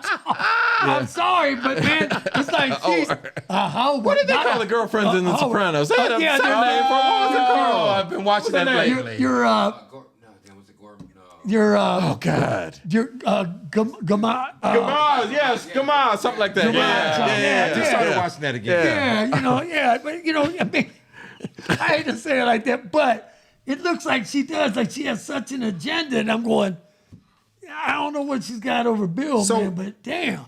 But I don't I blame read her. that she wrote some letter to the Cheerleader? to the cheerleader Yeah. team of North Carolina, where Bill's about to start his job. Yep. Just apologizing for creating so much attention away from Belichick. You want to get excited about the upcoming season. Yeah. I didn't, I don't know the content of the letter, but Did you see the way she dresses like on the field and stuff going out there? Oh, did you see the interview when Yeah, she yeah, cut him when off. The dude asked Belichick, how'd you meet her? And she immediately said, That's listen, not on the and script. it was done. Right. We are not answering right. that. And It Bill was didn't just- say anything. Yeah. So That's this was bugging. understood. Yeah. Yeah. So I think the roles are very defined, and that just Yeah, they I don't know, just surprised me. The thought I had surprises was me. that Bill Belichick is becoming the Rudy Giuliani of football. Oh God. Yeah. Once Rudy a Giuliani of great, football. great thought of individual, highly regarded, and ended up being a clown. And quite frankly, I'm shocked. I can't think of any. Now listen, it's none of my business. Quite Right. frankly. Yeah. That's a What Bill does, right. this just looks ridiculous. It really looks- does. You know Really, what? just looks ridiculous. That's what I'll say more than anything. It just looks bad, man. yeah. I mean, she's out in front doing it for someone who doesn't want the publicity. Supposedly, she's sure enough getting it. Yeah. And She's didn't she have another? Wasn't she married to somebody else? That Yeah, was yeah, Somebody the older else man. Junior, who was she married to? Did you mention earlier? She was married to someone else? Yeah, another millionaire. Jordan Hudson. Yeah. Took So- his money to her. Yeah. This is, this Yeah. is the business plan. So Yeah, yeah. that's what- yeah, And there she you go. looks the part. You know what I mean? Does She it? does not look like a nice human being that just No. happened to meet this nice old guy. She scared me. She looks like Yeah. a predator, quite Yeah. frankly. And, Who was she? Do we know? Bill hang on to her, man. But 64-year-old ex-boyfriend. yeah, A 60-year-old 64-year-old. ex-boyfriend. And he was Too young in for business, or he was wealthy, or something. Ex-CEO, He was I too think, young or for A her. CEO. Okay. Yeah. Okay. Anyway, to your point, it's none of our business. Right. It is. Well, yeah, it isn't except you that do he's you. trying to sell a book Yeah, that's about right. how great a guy, how great a leader he is. Who was trying to do this? Belichick. Billis, yeah. That was the whole point of the interview when Right, she about his interrupted. He book. was trying to promote his book. Oh, no. So I about can't his listen. book. It's the same thing with Tiger, man. Listen, Tiger, you can have all these Yeah, I hope right, waitresses right. you want, Right. but the minute you start, having commercials talking about how wonderful a human being you are, then motherfucker, you have invited me into your life, Right. and I get to say my piece. Yeah, man, you got to keep them people behind. So, Go ahead. so the ex-boyfriend came to her defense Uh-huh. and saying that she's wise beyond her years. Well, of course he Wise behind did. the He's year. 64. Yeah. But his name is Joshua Zuckerman. Joshua Dr. Zuckerman. Zuckerman. Yeah. And he suffers from what? Yeah, maybe a Dementia and Facebook Alzheimer's? ad. Right, Who and knows? he into the Facebook. Yeah, He's yeah, a yeah. businessman. Yeah. Wise beyond her years. Yeah. What the fuck else is he gonna say? You know what I mean? He's got dementia. All right. So anyway, this His daughter probably babysat her. yeah. Mercifully, we'll conclude this segment of the Three Brothers podcast. Now, coming up, we do have a hidden gem. Yeah. You want to tell them who it is? Well, I'll tell you what, a good old friend of ours, and you'll know him in the local area, David Lee Morgan. David Lee Morgan. His books are written, his films. He's got so much going on, let alone being a teacher too still. He worked. He used to write sports For the Beacon Journal. He wrote a book on LeBron. Wrote a book on yeah, LeBron. yeah. And I guess he's writing one now. He's writing another one. He's in the midst of doing that, and he's also done some films. He's gotten some awards for stuff he did on Marion Motley. Yep. He's gotten children's stuff out. Yep. He's always got something going, and he's a great talk. Loves talking great with golf. Yeah. Just a great guy. He did a great article on me and Bill Kirk years ago. Is that right? Yeah, yeah. Okay. Absolutely. And again, talking to him, he couldn't wait to be on. Oh. He's just He's got a ton of stories. a ton of stories. Yeah. And he loves talking, man. And he's my kind of guy. David Lee Morgan is going to be our hidden gem for the week. We are looking forward to that, and you're going to love it. So stay with us, and thanks Yeah. for joining us on the Three Brothers podcast. Hey, don't forget 5 minutes is coming up too. 5 minutes with Phil. Yeah. 5 minutes with Billy. Oh, snap. As usual, 5 minutes with Phil is going to be one that you do not want to miss. I don't want Absolutely. to give the topic away, but Yeah. No. he's going to do what he does. So. Yeah. Stay with us. All right. Sounds All right, good. take care. I think we're ready to roll. Yeah. We ready? Oh, yeah.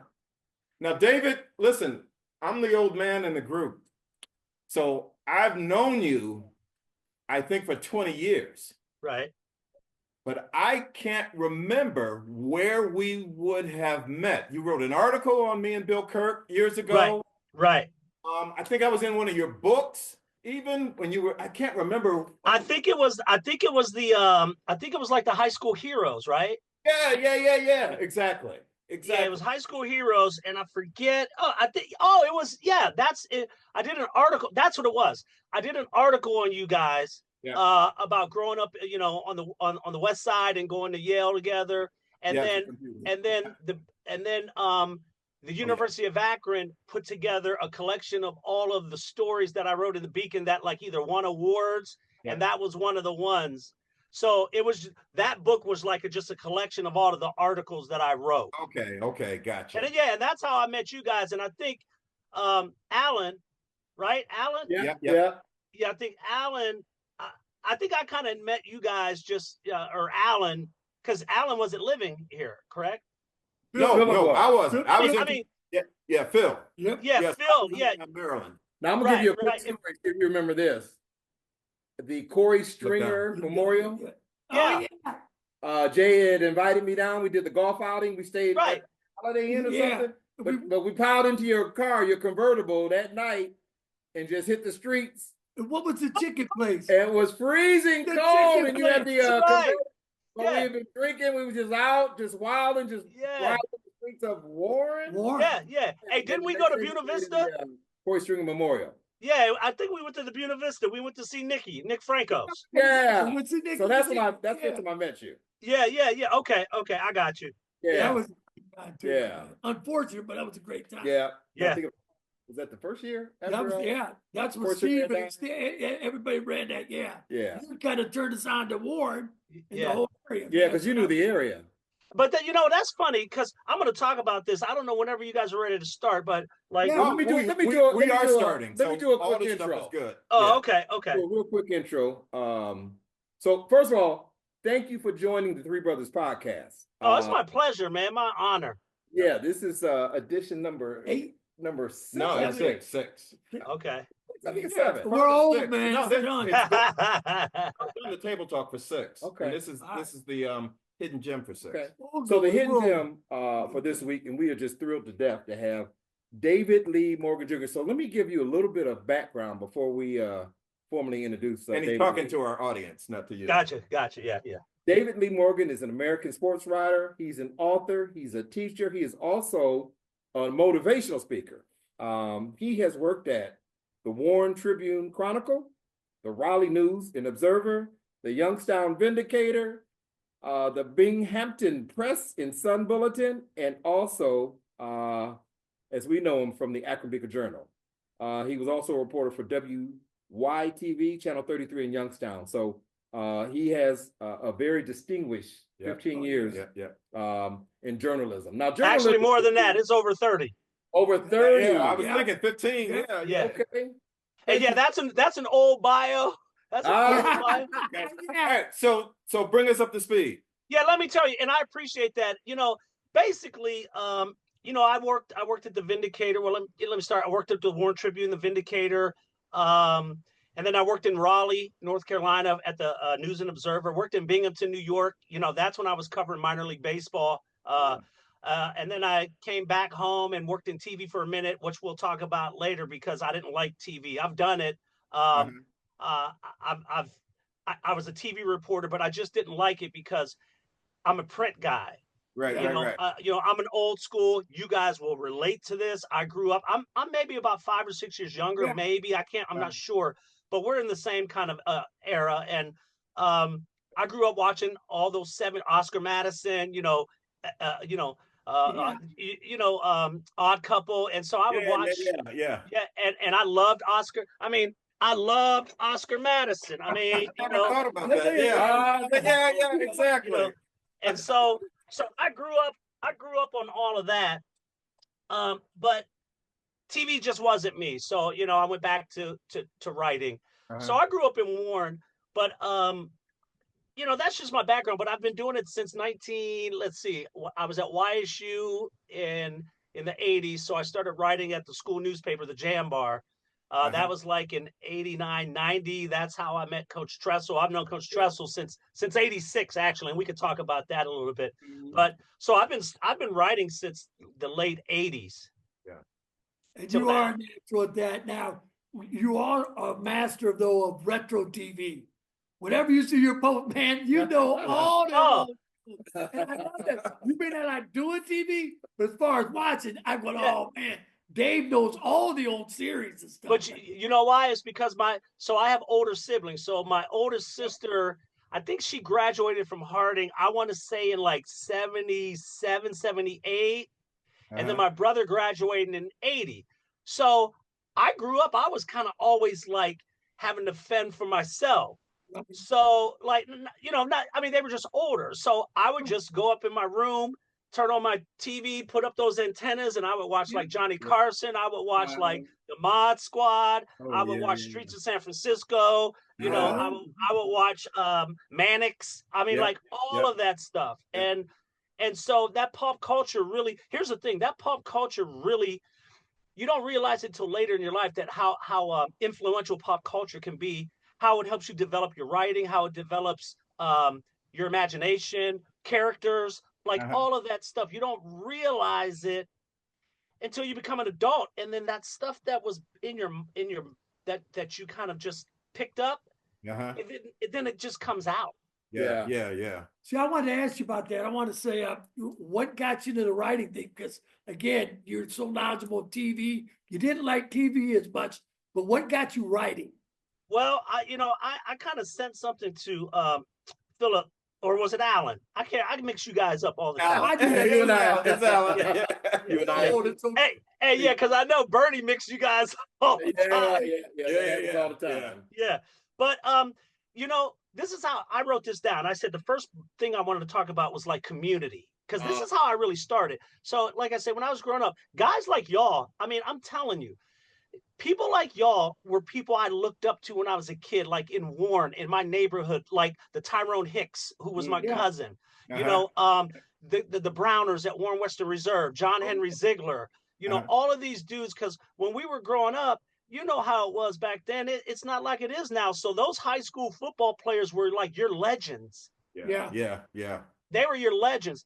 And we didn't live that far from Mollenkopf Stadium, so I wasn't allowed to go to the football game. So my mom, we had a big like we owned a lot, not owned a lot of land, but we had a big lot. So I would sit in the middle of the field and play football by myself until I wait for one of those bombs to go off, and I knew Harding won, and then that's when I would go in the end zone and throw the football down and be like, you know. So my whole life was just emulating people in the neighborhood, athletes in the neighborhood, like y'all in Akron. I'm sure there were people who saw y'all and emulated y'all. And so that's kind of what really, I think that's really what sparked me. So then growing up, I was just loved sports. I mean, I would go up in my room at night on Monday nights and I would score Monday Night Baseball because that was the only time it was on, on ABC. Right. And it was always probably the Dodgers or the Yankees or the Reds or the Oakland A's. Yeah. And so it's just things like that. And then, but I really didn't realize I wanted to write, and that didn't happen until college. But I'll tell you this interesting story. So I was a criminal justice major because of watching all of those detective shows. Detective shows, yeah. And I remember I wasn't doing so well in school, so I had to take a quarter off. So I was like, I got to do something. So I worked at Cedar Point, came back, and I was like, I need a job. So I went down to the Youngstown Vindicator, and I saw people throwing up newspapers onto a truck. I was like, oh, I could do that. So I went into the news. I went into the Vindicator, and I said, hey, I'd like to apply for a job. And then one lady was here, another lady was here, it was at customer service, and they looked at each other, and she said, as a writer? And they started giggling. They started laughing. Yep.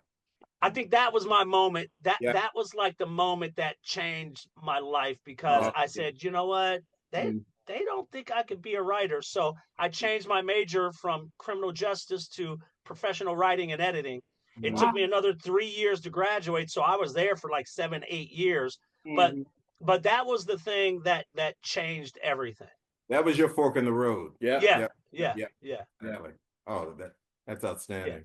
Yeah. Now you played baseball at Ward, and you played at Youngstown State too, didn't you? Yeah. A lot of people. I played at Youngstown. I played all three sports at Harding, and then my junior and senior year, I just concentrated on basketball and baseball because I had offers to go to Division II, definitely Division III, but so I was going to go to Ohio Dominican to play baseball. But I wanted, how everybody is, you want to play Division I. So I walked on at YSU, but I was a Prop 48 because I wasn't that great of a student at Harding. I was smart. I just didn't, apply myself. So I had to sit out. So I had to practice all year, couldn't play. And then the next year made the team again. They gave me a job because I wasn't on scholarship, so I was a basketball manager. So I got 2 out of 3 quarters paid. Okay. Oh, that's awesome. And then got in trouble, so I couldn't go on my spring trip. So I never got a chance to officially play one inning officially. Right. And then, but by then I was like, okay, then it's time to move on. So I just started to take, writing more seriously, and then things just took off from there. But that's when I met Coach Tressel. All right, now how did you meet Coach Tressel? Because again, it's like you think when someone becomes a book writer, reporter, whatever, you had this all mapped out, and it sounds like no, that wasn't the case at all. No, and I can't wait to even address that later on, because a lot of people think authors are these people that live in castles and they sit and they've got books. I have a lot of books. Yeah. You know what I mean? And they're pulling out these dusty books and going like, Now let's read from, Macbeth, Act 2, Scene 5, Yeah. But no, it's, well, go back. What was your question again, real quick? How again that writing, right? Yeah. Well, I think everybody has a certain degree of skill of writing, because basically writing in any kind of narrative is telling a story. You're storytelling, and you have a beginning, middle, and end. That's it. It doesn't matter what you're trying to write. You just have to have a beginning, middle, and end. Now, as how you fill those things up in between makes your writing a little bit more, more dynamic. Correct. You know, so like I'll tell kids like, okay, my mom gave me a cookie. It was hard and crunchy, so I threw it away. There's your beginning, middle, and end. Now, guess what? You could fill now as you develop your writing style and skills. Now you could fill in all of that stuff. You could get a little bit more you could get more creative and all of that stuff. But I think everybody can write. Now, do people want to become writers? That's different. You know, if you do, then you've got it. It's a technique or a skill that you're gonna have to learn. But I think I also got it from my mom was a gospel singer, and she votes. She was a she voted for the Grammys. She sang with the Caravans. I don't know if you've heard of the Caravans. So she sang with like Reverend James Cleveland, Shirley Caesar, Albertina Walker, and they were considered like the queen of gospel music. So I remember as a kid, I remember being in Chicago when they were recording because they were out of Chicago, and I remember I remember just being in front of this glass, and my mom and them were on the other side of this glass, and there was just lights on them and a microphone, and they were sitting on stools. And I remember I got to play with buttons, and I didn't realize till years later I was in the studio. Right. You know what I mean? But I think I got a lot of maybe writing from that. But I really think that it's life experience, and it's just what I learned, what I watched on TV and all of that kind of stuff. But I just think I tell students too, you got to read. To be a better writer, you have to read. Yeah. Because then you Go ahead. I'll let you finish. No, because I don't want to keep rolling you. No, that's fine. But the point I was going to make, and listen, I appreciate your modesty, and everybody can write, but everybody can't write for a living. And I think there's a distinction there. And I won't give it from a writing standpoint, but from a communication standpoint, because the example you gave with that cookie is that what you were saying or what you would write sort of paints a picture in somebody's mind. Yeah. And you have to be able to be creative enough to understand what words are needed so that that image can be formulated. Right. That's the difference. I'll give my brother some pub here, because I always thought I could write. And then my brother handed me a couple of chapters of the book that he wrote, and I just said, oh shit, I'll never do this. Yeah. And the point is that there's this nuance. There's this piece of it that's in there that just talks about something in the corner of the room or the temperature. Right. The sun's coming through the shades or something, you know, but it allows you to visualize what you are communicating. Yeah. People that have that skill, like yourself, I don't think you guys think of it as much a skill as it really is, because it probably is something that's very natural to you. Yeah. But most people do not have that skill. I guess that's the point. Well, no, you're right. You're right. But I totally agree with you. I think there is like there's like this fine line. So for instance, when you're writing, you have to be descriptive writing. You have to use figurative language. You have to use metaphors. You have to use different things, similes. You want to do symbolism. Sometimes you don't want to, you want to let your reader infer instead of just coming out and saying, hey, the house is on fire. You could say the sweat poured from it, so now you don't have to say that the house is on fire or it's hot inside. You can describe things around it. But I think for me, what it is I like my writing style is a little bit different because I come from a journalistic background.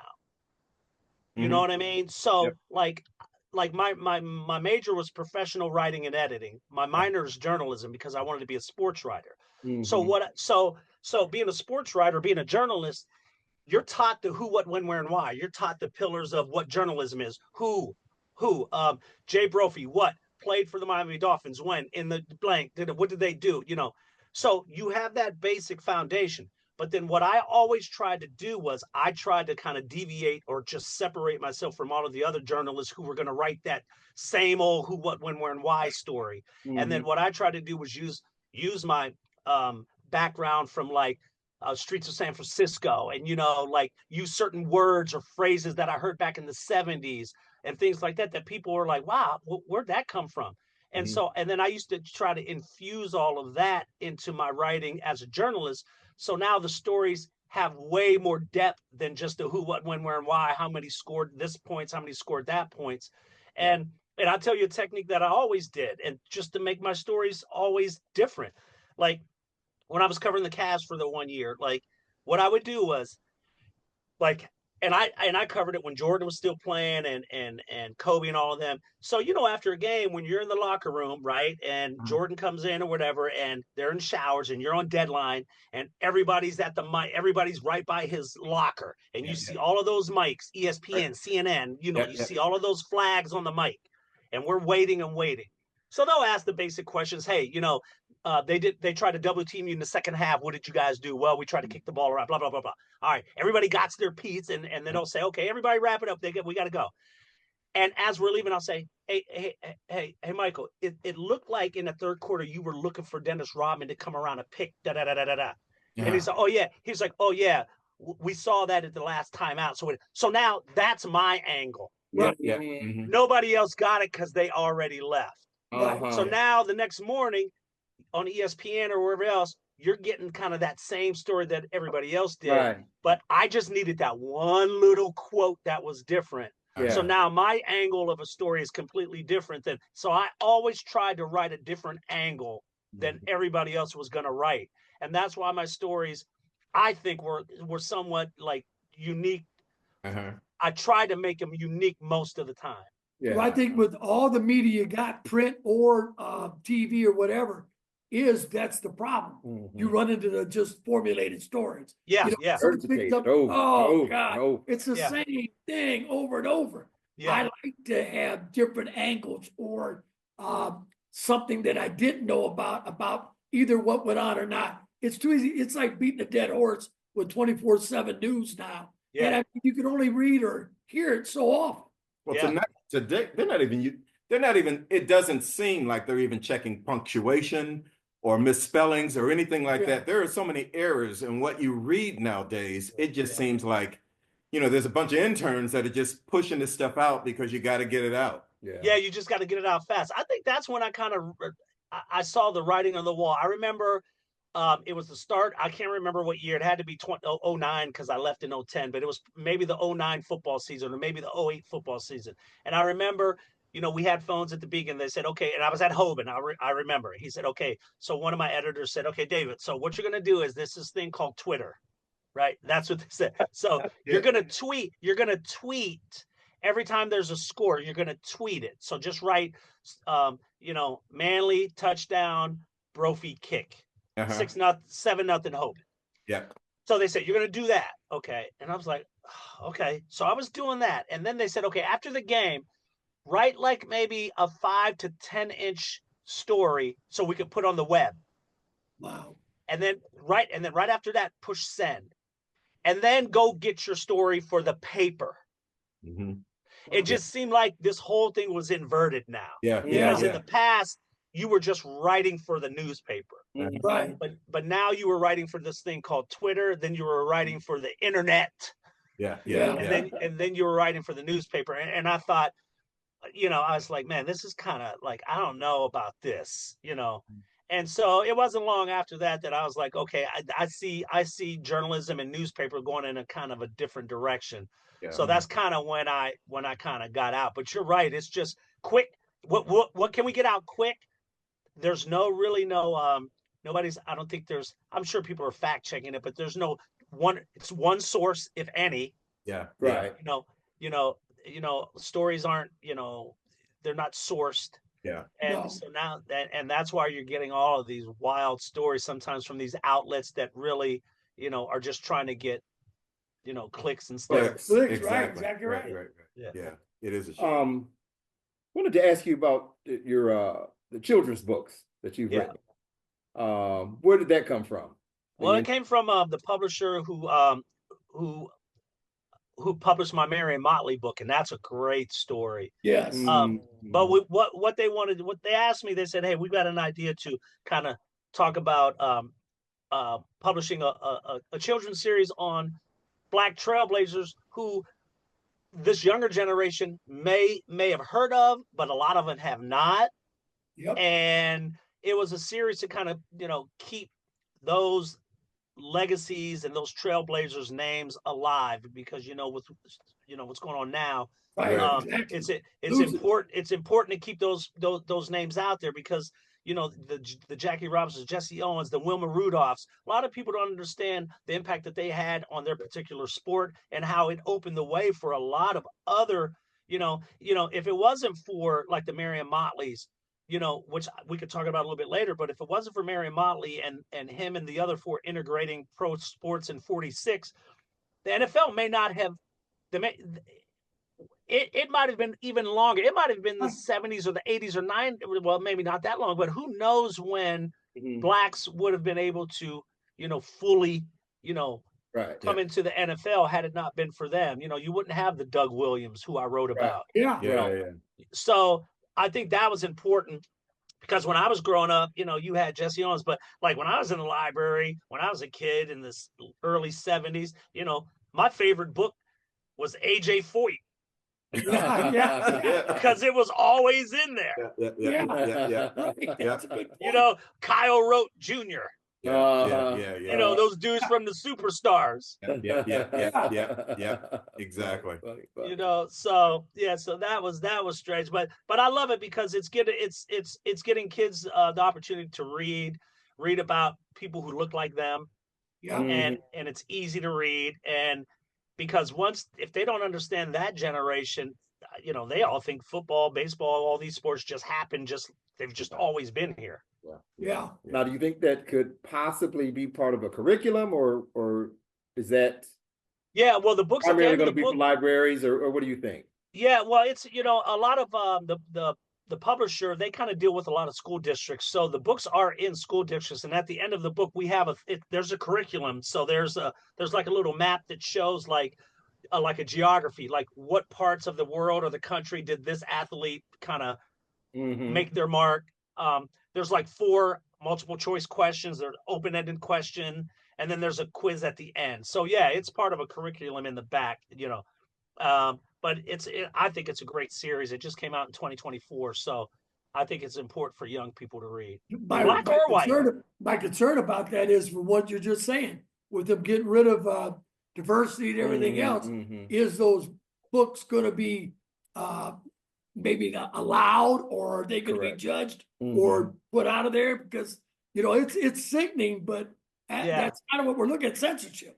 Yeah. Jay, I've thought about that, but nobody has contacted me about that. Nobody has said, "Hey, we're taking your books out." It's history. I don't know how it's not controversial. Right. I mean, how could you say that Jesse Owens winning 4 gold medals is controversial? Just because he's black? That now we can't know that history. It's ridiculous. It makes no sense. So I haven't heard anything. I doubt if those books. I doubt if anything will happen, because it's ridithese Yeah, well, there is a corporatization of sports for sure, and my pet peeve, and these guys know it, but when Michael Jordan was named the greatest athlete of the 20th century over Muhammad Ali, I just lost all respect for whoever was responsible for creating that list. Yeah. We saw what's the dude's name from the Celtics that didn't make the Olympic team last year, the Olympic basketball team? Jaylen Brown. Yeah. Is that his name? Yeah. Jaylen Brown. Okay, so Jada made it. Jaylen Brown did not. So Jaylen Brown's not a Nike guy, so somehow Nike, and I don't know the truth of this, but it feels true that had something to do with him not making the Olympic team when he is the MVP of the championship series for the Boston Celtics. Right. It just seems weird. And even, I'll go to WNBA where this may not be a household name, but a woman named Kennedy Carter, who played for the Chicago Sky, who was the woman that sort of hip checked Caitlin Clark.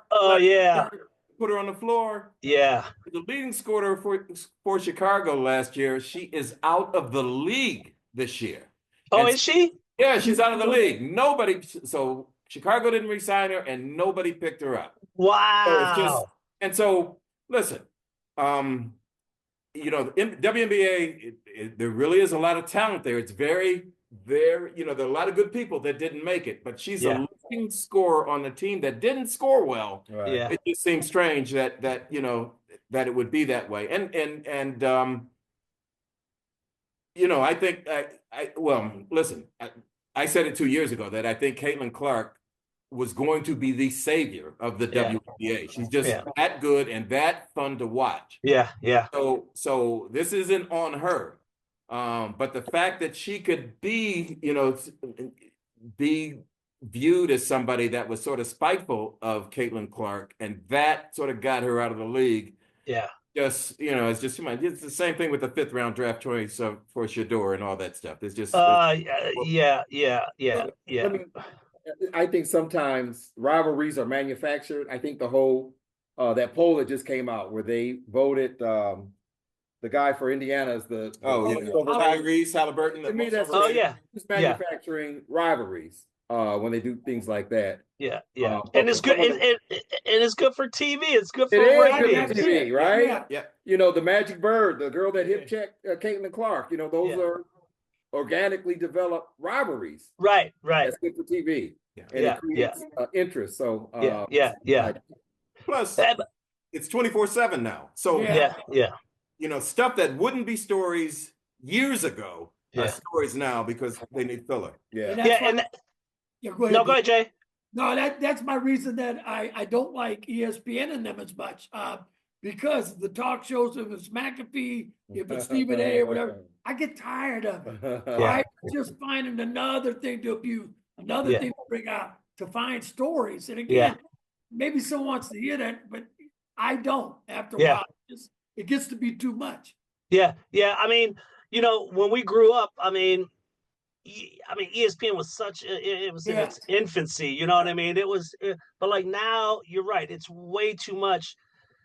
But I look at when we were covering LeBron, when you were at in the mid 90s, late 90s, what he was there 90s, 99, 2000, 2001. Okay. Back then, the internet was there, but it wasn't like it was now. So the center of the basketball universe was right here. And the difference was it's kind of weird. The fastest way they could get stuff out was a live truck from Buffalo or Cleveland coming in front of You said that exactly. and with that big antenna, that was the fastest way you could do it. And the only reason those trucks were there, it's because they wanted to be live.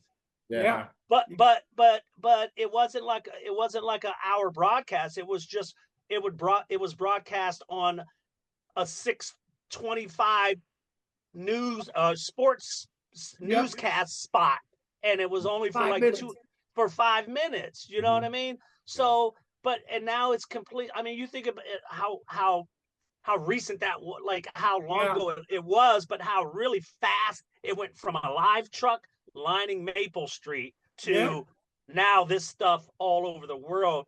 And it's just, I don't know. It's just,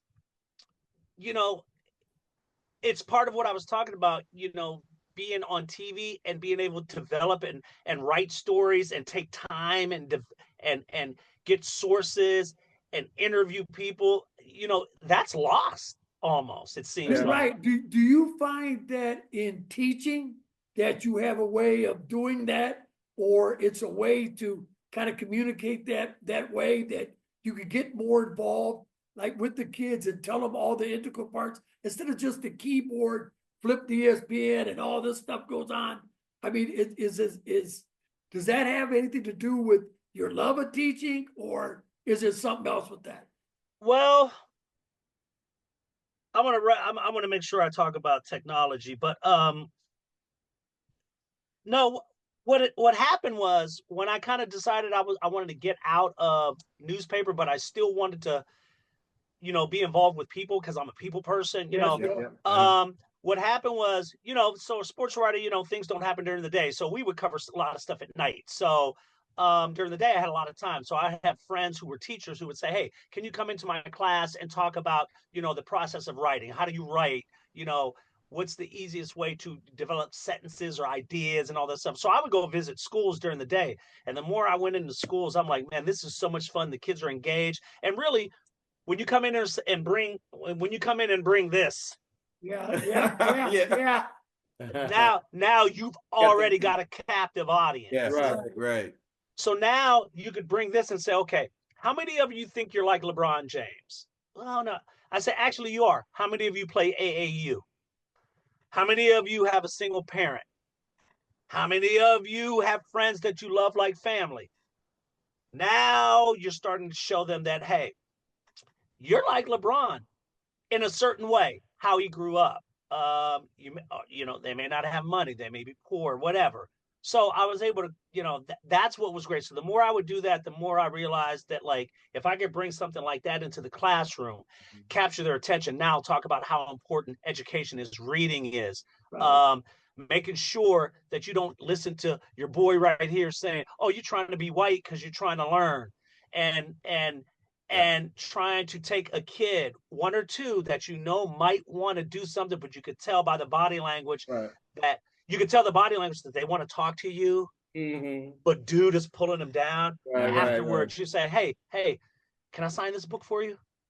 You know, and you know, so that's what I started to do. And then I asked a friend who was a teacher, I said, hey, how can I become a teacher? They're like, oh, you got to do this, you got to do this. I was like, just tell me. What do I have to do? You got to go through this. You got to go through. You got to take these classes. You got to do the state of Ohio. You got to go through this IPTI program. Then you got to go back to school, get your master. Da, da, da. I said, all right, whatever I got to do, and that's what I did. And so now I teach high school English at Stowe. But to go back to what you're saying, Jay, kids don't now forget about trying to write for newspaper. It's all about how fast can you get something out? What can you put on social media?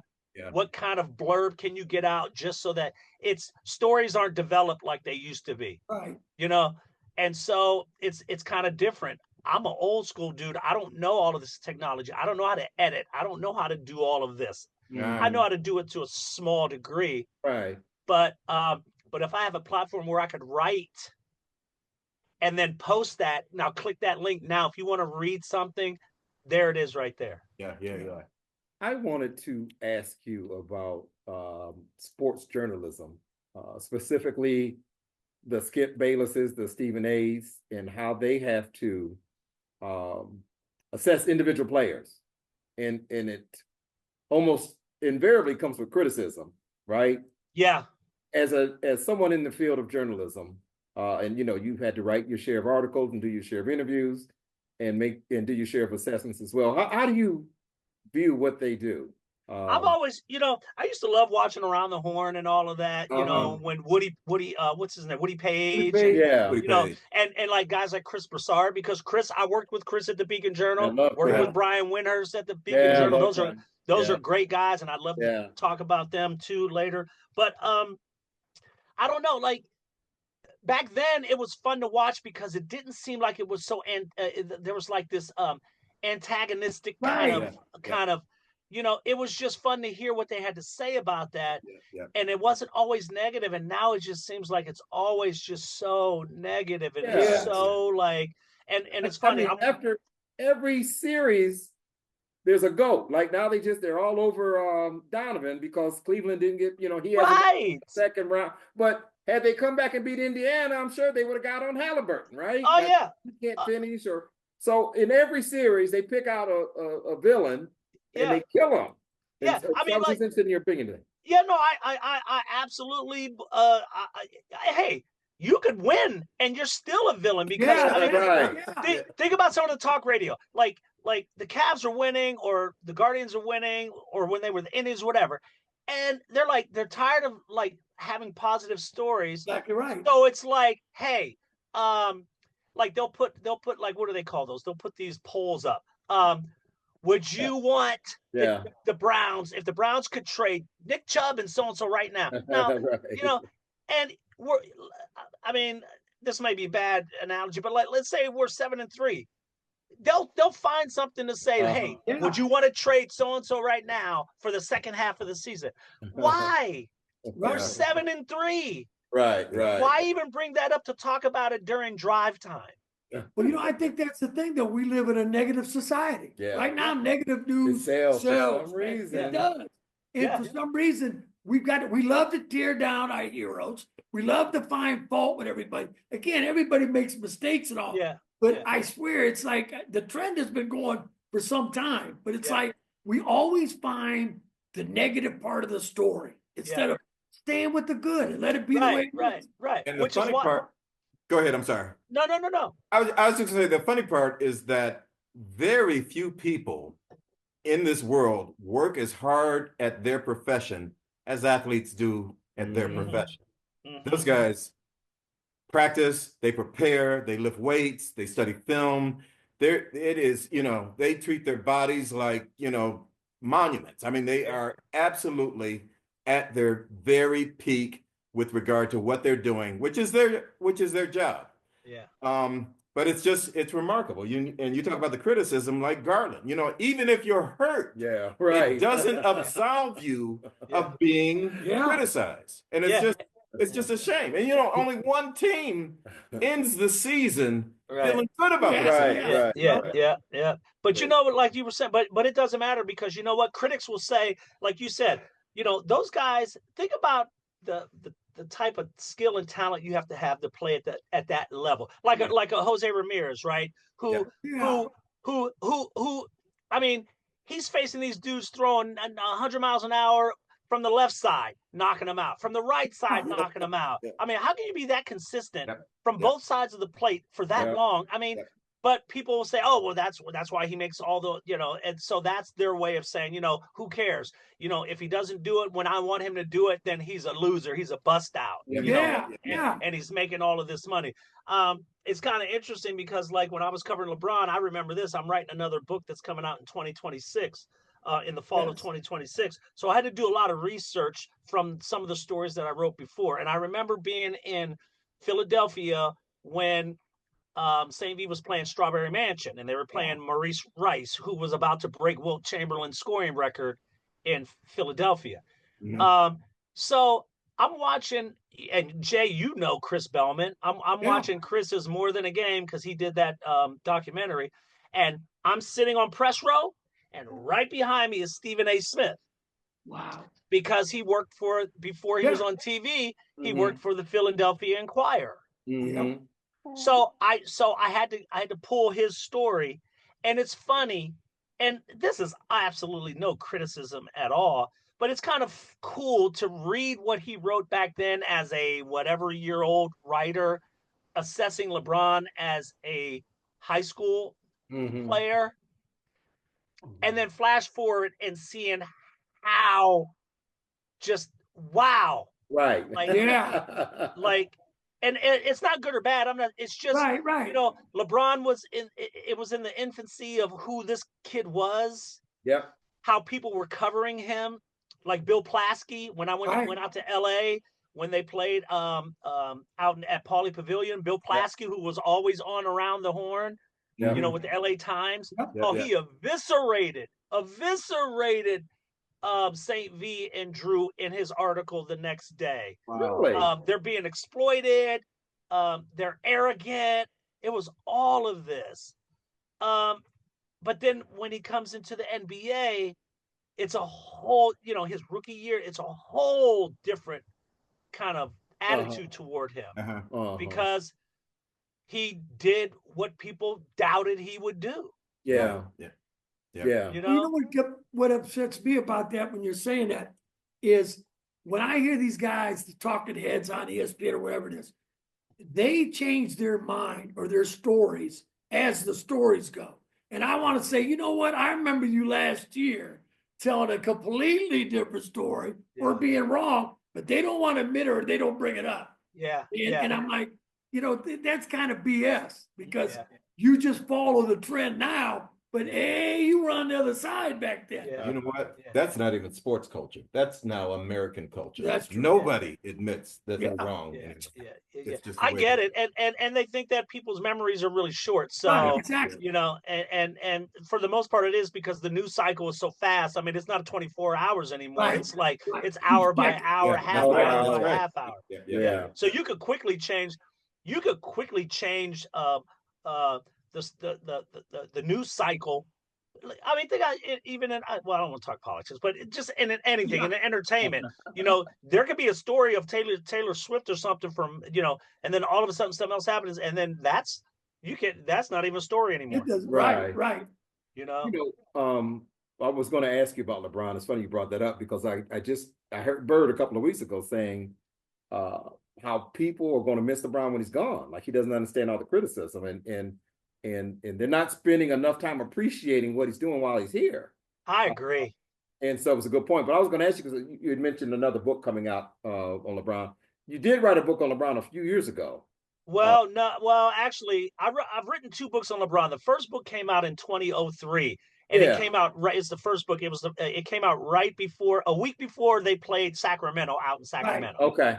So it was basically, and you know how that happened was so like his junior year when he was on the cover of Sports Illustrated. Mhm. That was the day people lined out outside of St. V, and that's when all the live trucks were there, and it was just crazy. And I remember saying, "Man, and I was covering St. V then, me and other people, but like Brian Windhurst was covering it.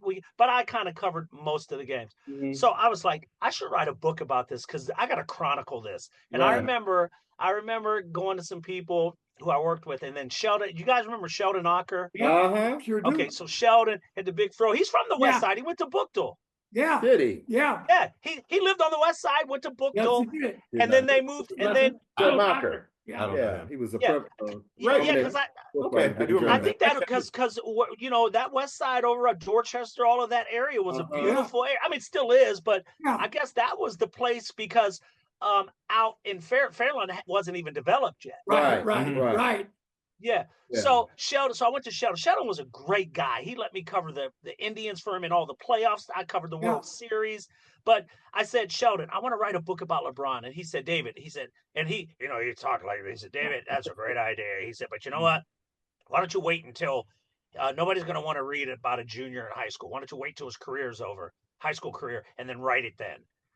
So that gave me time to cover him all through junior year and then get stuff ready senior year. So that gave me the time to write it. So wrote the book. It did well. It's still doing well, from 2003 that we ended up doing a second print. Like this isn't the cover. The cover was his face on it. I don't know if you've ever seen it. The original. Yeah. But and then I wrote a book after that in 2010. It was called King James, Shaq, and the Quest for an NBA Championship. And on the cover was Shaq, Mo Williams, and LeBron. So then, so recently I spoke to one of my publishers and I said, hey, I'm working on this book. I wanted to do it when LeBron was in his 20th years, which was about maybe 2 or 3 years ago. And I said, I want to do a book. And that point passed. But then I was like, I got to do one, right before, so when he retires, this book will be out. So this book is all about what it was like covering LeBron, what it was like, going places and having producers from LA call me and ask me for a screenplay from my book. It was like how 60 Minutes was calling me, how it was just all of this fun stuff that really people didn't know about, but what it was like covering LeBron. So that's what this book is about. Talking to people now, I had a great story about a kid who played against LeBron. Jay, I don't know if you remember the first game of senior year, they played Wellston, and the lights went out. Yes, that's right. Yeah. And they never finished the game. Right. So I interviewed the coach's son, and a lot of those people who are now, one of them is a police officer, they never got a chance to play against LeBron. And I asked him, how do you think things would have changed for you had you played a whole game against LeBron? Because that was the only team that never played a whole game against LeBron. Right. But I interviewed somebody else, Nick Dials from Willard. Nick Dials from Willard. He was Mr. Ohio one year. Played at Akron. Yeah. He said he was watching a game. I think it was him or another play. He said him and his sons were young and they were watching Space Jam 2. And he said his kids were like 5 and 8. And he said they're watching Space Jam 2 and LeBron's in it, and they're just on the floor watching it. And he just happened to say, "Hey, your dad played against James." They're like, "No, you didn't." And he said he stopped and pulled out the tape and played it when they played at the Jar. He said their kids were like, "You played against LeBron," So it's just fun stories like that. Yeah. Nice. Oh, that is wild. What's your passion, David Lee? With all the writing you've done, high school, college, pros, what's your passion? My passion is working with young people in community because my mom and dad are really. My dad's 90, my mom's 85. Okay. And they were always invested in the community in Warren. Yeah.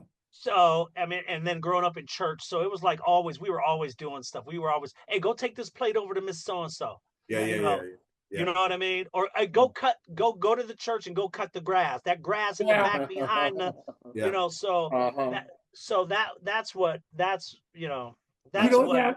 I would be remiss if I forgot to mention your dad, who did turn 90, who I believe only missed his first game up at the Browns. What was it?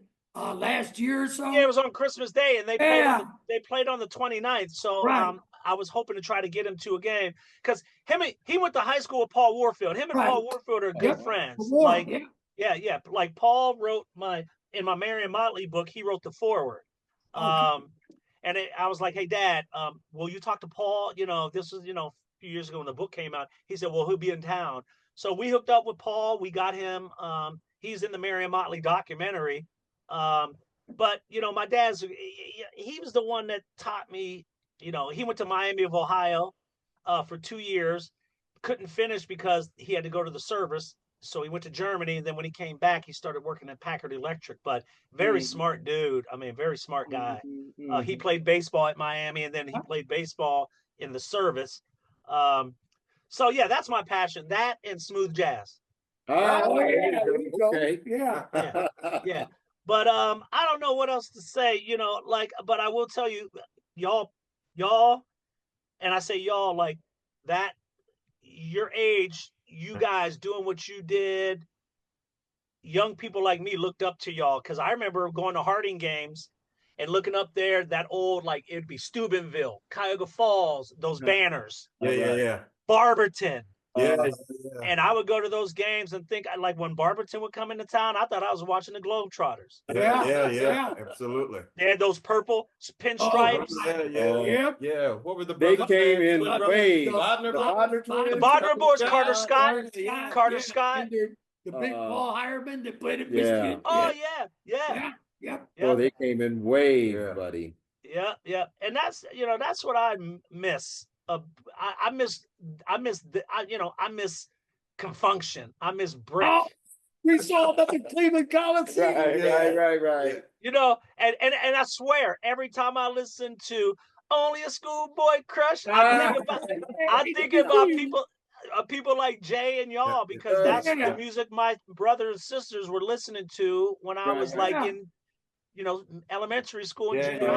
That's our high school, brother. That's exactly. And the thing is too, when you mentioned that is, I think that's what the Three Brothers podcast is all about. We're elder statesmen in the community. Right. All about we're unapologetic. What's the words you used now? We just say what's unbiased, unapologetic. We want to be involved in community. We want to say what we feel what's going on because we know what. And thinking of that, sports, I go right back to the Rubber Bowl and growing up here, going to those games, watching my older brother and people playing that. And there could be 20,000 fans there. Thanksgiving was shut down in the morning. I mean, it's such a tradition. And all those stories that kids nowadays don't know anything about. The Rubber Bowl's not there anymore. Right. But that stuff is missed. And I think that's what we want to try to bring back is just letting people know that we're here. What's going on in your city? What's happening? Because we don't have a local news station. We have Ray Horner in the morning, who's my boy, and keeps me build us up, but what do we have at Akron in the morning to listen to? Yeah. And you guys didn't have a TV set. I remember like in the 80s, but prior to that, I know y'all had it was like channel. I remember watching in Warren. I would get my antenna and I would watch channel 23. 23, absolutely. Say that. Yeah. Hey, and like Billy Soul was on there. Yeah. Hey, and I thought I was watching something from New York City because I'm in Warren. And I'm like, the studio was right up on Copley Road. Yeah. I'm like, hey, I would tell Jim's Bike Shop. I would tell my boys from Warren, I'm like, oh, you guys, y'all don't get channel 23 from Akron. Yeah. We used to get channel 61 behind it and something like. I was amazed, you said, you messing with the rabbit ears. The rabbit ears, and I used to love watching big time wrestling on 61. Bulldog Brown. Yeah, Bulldog Brown, Furple. Absolutely. Dominic Panucci. The sheep. Dominic Panucci. From Furrow Purple. What's his name? Furrow Purple, yeah. Come here, the black nail. Johnny Hill was Claybaum. Johnny Ladd. Johnny Ladd. That's right. Played for the Kansas City Chiefs. Yeah. Played for the Chiefs. Ernie Ladd, the big cat. What's it? Johnny Ladd, Ernie Ladd. Ernie Ladd. Ernie Ladd. Yeah. I big miss cat. Yeah, I mean, I'm like y'all. Like those days, like that era, like that kind of time period, really, like that's where I live in. Like that's what I miss. Yeah. Hey, same here. Believe me, you don't know how many times I've cussed out my TV because I don't know how to get to where I want to be on it. You know what I mean? It was a place they wrestled at the Akron Armory. Akron Armory. Yep, Akron Armory was down there. Akron Armory. And but that's the thing though, is if you forget your history, you're doomed to repeat things like right now, like we're 1930s Germany, kind of way that I look at things. But it's a shame, and that's what I think is missing. It's in the community. We get keyboard warriors. We get people locked up in their little communities, and you're not out socializing and understanding, how we used to do this. Right. We made it work. Yeah. It's all that technology and everything, and that's why I don't know. That's why you know what? Honestly, like that's social media for me. I don't really use it as my platform to write stories. I have a website, but I don't think I've really posted anything as far as writing stories anymore because I don't know if anybody's going to read them. But I will post some things every once in a while on Facebook to hoping that it reaches people like you or like people our age who say they remember this or hey, we need to be a little bit more compassionate or empathetic. You know what I mean? So sometimes I might get deep, but it's more just like I use it as just reminiscing because now that we're getting older now, now it's like I realize like, wow, none of that shit mattered. Correct. What we thought mattered to me, I don't want it was all a lie. Yeah. So now, how do I say there's got to be something better? Okay, so I'm going to go back to community and help out and talk to people like you and try to kind of like have brotherhood more and help out more. And when you do that, whatever else is happening around you really shrinks because what's most important is, are you helping people? Are you doing something right? Are you living the right way? Are you trying to do things the right way? And then if you're doing that, then all this other bullshit that's happening. Right. Dave, you just made a great point. Alan, when he talked about us getting together and doing this, we were discussing something. He was talking about our purpose. Yeah. Having a purpose in your life, especially at our age. Yeah. It is that. It's like giving to community and helping others. Mark Twain, one of my favorite things was, he said, you want to find like love and happiness and find out who you are, give to others. Yeah. You'll help others and you'll find out who you are. Yeah. And I believe that's what we're really here for. Yeah. I think in service to others is where we find that community, that happiness, that bond. Yeah. But, we are unfortunately in an era where, it's me. Yeah. And it is. And it's not. Again, that's what I think sold me on this. And I told the guys, I said, man, this is it for me. Yeah. I'm done. I'm not coaching my head. Nope, done with all that. I got enough stuff going on. But this is important to me. This is what I look forward to. This This is what I love, man. This is what I yeah. We're not trying to invent the wheel here. Right. Yeah. Right. But you know what's crazy too is like it's like I never ever would have imagined that like we would be where we are as far as like because back when we were all growing up, you know, you get on the phone ring. Yeah, okay, hold on, grandma. And you take that phone and that cord all the way through the kitchen, up the steps, and then you move out of the way. You know. Yeah, but if somebody didn't like you, you didn't know because there was no internet. Right. They might have wrote something on one of those little folded papers and left it in your locker. Right. But like now, it's like it's the venom and like just like this. Just it's like everywhere you go in the parking lot on bumper stickers. People are like everywhere, and it's like, man, can we just say hello and like just respect each other and say, how are you? Hey, hope you have a good day. Yeah. You know, it's funny. I got kicked off Facebook, and actually, I'm kind of glad, I think, because I'm not a social media guy anymore as much as I used to be on just to see how everybody's doing. Yeah. Post something positive there or check on people. Right. But otherwise, you know, it's God, it brings you down. What the hell did you do, Jay, to get kicked off Facebook? I don't know yet either. It was the most bizarre thing. It just came out. What did they tell you? 180 days or something? 180 days just flashed across my screen, and it's all AI. So Meta, you can't talk to anybody. So I asked, I said, what's up?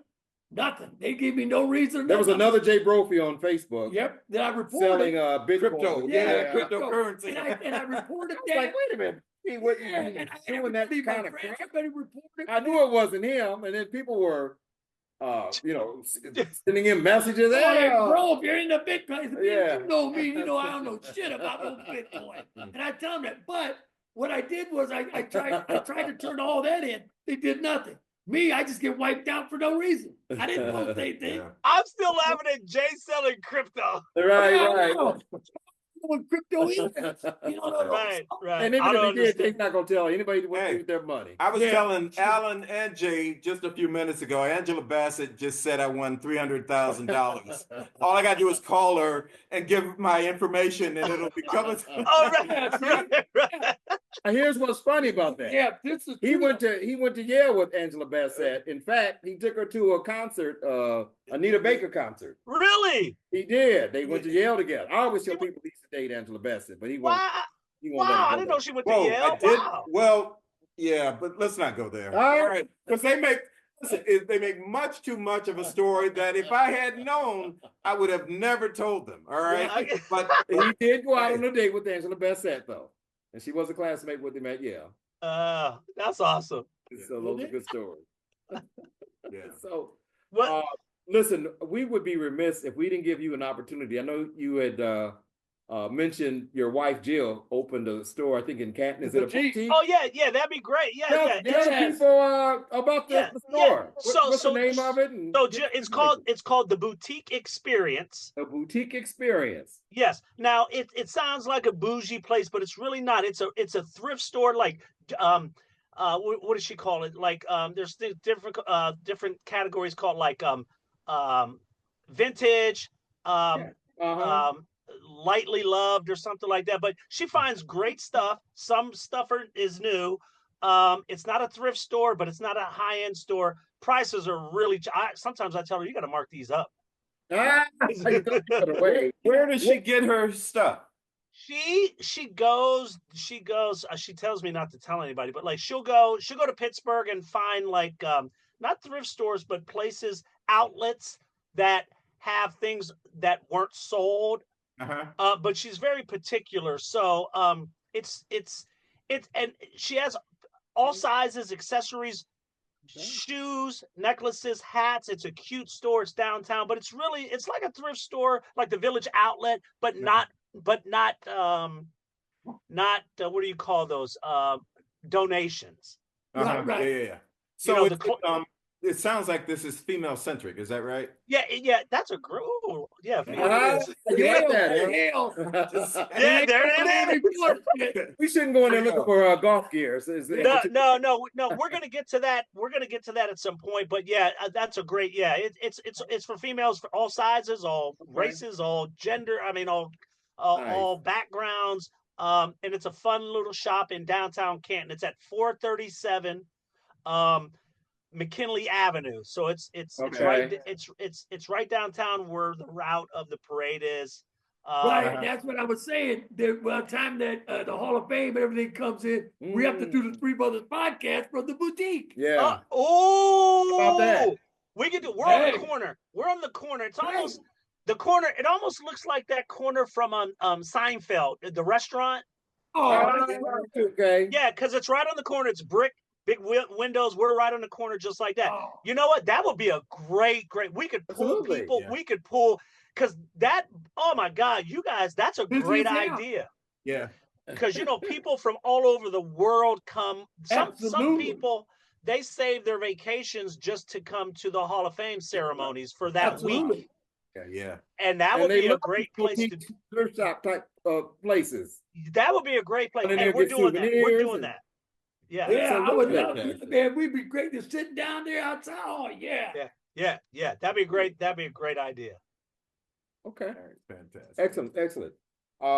Nico's trying to get Nico's some our- face time yeah, here. it's This our is mascot, yeah. I love that. I love dog. That's a beautiful dog. Yeah. He did nothing but trouble today, quite frankly. He's so well mannered. Yeah, he just hoping one of us give him a snack. Hey, that's all he's just I saw you guys sneaking them snacks back there. Yeah. Yeah, you know how we keep things here, though. Yeah. Right. Well, listen, I wish we anything were- else you want to get out? Anything you want to promote or just let Because people we gotta know? have you back on again. Yeah, we got to have you back on, Dave. Yeah, I In know. studio. Look, I could talk a lot, and I know we've been bouncing all around, but I can tell you this, Alan and Philip, I've known you guys. I don't see you as often as I used to see Jay, but I always looked up to Jay. Like I told you, I respect, the older, not old, but respect y'all because y'all were the ones that laid the groundwork. And Jay was always a great friend to me. And I remember I had a friend who loved the Miami Dolphins when we were in the 70s and the 80s. And that's how I learned about Jim Kick, Jake Scott, both and the Killer Bees. And it's funny because he would always talk about the Killer Bees, and he would name them all. Camper, Brophy, and no, that Brophy name didn't mean anything to me until I met Joe. And I was like, wait, Jay, I was like, that's you? It was just incredible that was it. But I don't know. It's just it's great to be on with you guys. I don't know. Telling my story is awesome. I try to be humble. I think I was lucky. I mean, blessed to do what I do. Blessed to love young people enough to write positive stories because that was the biggest thing. I was never going to write anything negative about kids because you'll go places and you'll see articles that were up there and it's yellow and tattered and beat up, but that was somebody that they loved. It's up there because it meant something to somebody. Yeah. And so that's why I just always try to make sure that anytime I wrote stories when I was covering high school and even college sometimes, that I try not to be overly critical, But see, you're such a people person. You are very social, but that's why I laugh about when you said not television, anything else. But you are Mr. Anybody can approach you. You can talk to anybody, and you have a real genuine way about you of you're not phony to talk to somebody. You really mean when you meet them and what you say to them. And that's you're positive about it too. And Jay, and that's the difference. That's why throughout my career, that's always why I think some of my stories, because I was just, and some people would say, oh, it was fluff. I never wrote fluff stories. I wrote I was always going to try to find something positive out of that Bookdale Garfield story. I was always going to try to find something positive, even in a loss. I mean, but you always got I remember Revere real quick. I remember Revere boys basketball. They went 0-13. They started out the season 0-13, right? So one day I'm at the Beacon on a Wednesday because the box score came out, and box score, and then I'm like, oh. I see Revere 113. And I saw that they won on that Tuesday. I said, you know what? I'm writing a story. I said, hey, Larry Pantages. I said, can I do a story on Revere's boys basketball? He said they're 1-13. I said, I know, Larry. They won their first game. I said, listen, it's January 6th. They started in October. They won their first game. There's a story there. What did those guys go through? How did they feel? What was it like? What did they learn about perseverance, having lost so many games and then finally winning one? And so those are the stories. Like most people were like, they're 1-13. No, they won their first game. Yeah. How did they feel after that? What was it like? That hamburger tasted better. You know, they slept better that night. Yeah. And so those were the stories that I always try to capture. Well, you got to take something positive out of every negative situation. I really believe that. You know, you got to learn from it or take something positive away from it. But like that said, that first win did probably mean all that. I'll go back to your story where the woman laughed when you said you wanted to be a journalist. That could crush a kid. You know what I mean? That could make somebody that isn't strong enough to say, forget about it. Forget what you think. I'm going to do it anyway. That could make them think, all right, well, clearly I don't have what it takes, and let me do whatever. You know what I mean? Yeah. And I could, and right now I could be a probation officer now. Because that's what I wanted to be a detective. I could be in criminal justice. And what's funny is when I went back and changed my major, my very first full-time job when I graduated, it was at the Vindicator. Wow. Yeah, I finished school. Vindication. And it's vindication. And they hired me. I remember somebody, because I tell this story all the time at schools, and I remember a student said, did you go back and find? And I said, I actually wanted to go down to customer service while I was in the newsroom when I first started, and I wanted to go downstairs and see if they were there, but I was like, no. I was like, dude, you just got hired, dude. Just stay be cool. Be cool. Be cool. That is where you're better than me. Right. That is where you are better than me. Right. I would have definitely took my ass down there. Yeah. I'll never forget. I covered my first homicide at the Vindicator. Like, you learn how to do a lot. Yeah, I did a lot of different stuff before I was in sports. But hey, versatility. Yeah. Well, your story and your journey has been extraordinary. Thank you. We couldn't be happier to have you on Three Brothers podcast as part of our hidden gem. So promise us that you will come back with us. Absolutely. Again. Anytime you want me on, we could talk about different subjects, whatever you guys want to talk about. Fantastic. But we definitely will set up. Because it's coming around the corner. Let's set up. Around the corner. Let's set up a podcast from downtown Canton in August. Oh, that's fantastic. You have our email address now. We have yours. And let's lock in some dates. He's gonna be working Jackson. My son will be up there next year. Okay. I told Tara, my wife, already told Dave, you're looking out for Jackson. He will. Yeah. I'm gonna take care of it. We're gonna make it. If he wants to be a ball boy, we're gonna make. I already talked to the Feldmans and Chet. And so when you're ready for that, we'll have to talk to. Let me know the nuances about. Hey, whatever he wants to do, I got him. Nice. I know it, man. That's awesome. Takes a village, right? Absolutely. Takes a village. Community. That's right. Can't be enough, brother. Appreciate having you. Dave. And listen, hey, let's do this again. Love y'all, man. Thanks, fellas. Absolutely. Okay. All right. Take care. Take care, brother. Take care. I'll talk to you guys later. All right, welcome to another edition of 5 Minutes with Phil. I'm Phil Manley. Happy to talk to you today. The subject that we're going to address today is what I call hard goodness. Before I get to hard, let's talk about easy. There are things that we do in life that are good things that we do, but they're not that difficult. They're very easy to do. You purchase a box of Girl Scout cookies from somebody outside the grocery store, or you see a woman emptying her cart in the trunk of her car, and the cart's empty, and you grab her cart and take it back for her so that she doesn't have to do that. Or you loan tools to your neighbor so that he doesn't have to go buy anything new. You put a couple bucks in the tip jar at Domino's, even though there's no reason in the world why you should put money in the tip jar at Domino's. Or you just say hello. And so these are pleasant interactions. They're nice to do. You don't have to do them, but it's good. It's good for the people that are receiving into these things, and it makes you feel good as well. So the reason that I chose this subject is that I had a interaction with a friend of mine. I guess I'm going to call him a friend. I'm not sure what we are right now, but we had an interaction, and it had to do with the Pope, and it had to do with MAGA. So I want to address that. First of all, when Pope Francis died, I don't know, 2 weeks ago, I guess was the time frame.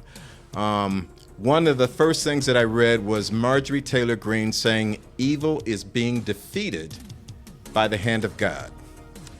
And Coulter said, "Good job, JD," as in JD Vance, because JD Vance was one of the last people to have seen Pope Francis alive, and I guess the implication is that that JD killed him.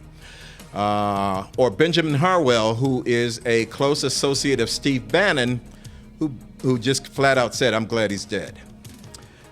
Trump himself, I don't think said anything that that was too unseemly. He did a few things. He wore a blue suit to a funeral when everybody was wearing black. He fell asleep at the funeral. And then he posted an image, or I guess maybe he didn't post it, but he liked or forwarded an image of himself dressed as the Pope and quipped that maybe I ought to be Pope. All right, so that's what we're working with. Okay, so again, the topic is hard goodness.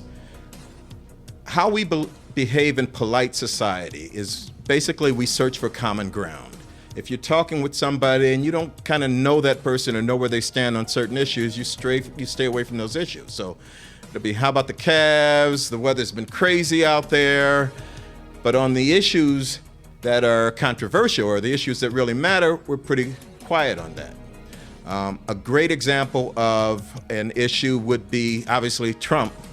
And I'm sure there are those among us who have had people over to their house, either for Thanksgiving, some other kind of dinner party, I don't know, poker, whatever the case may be.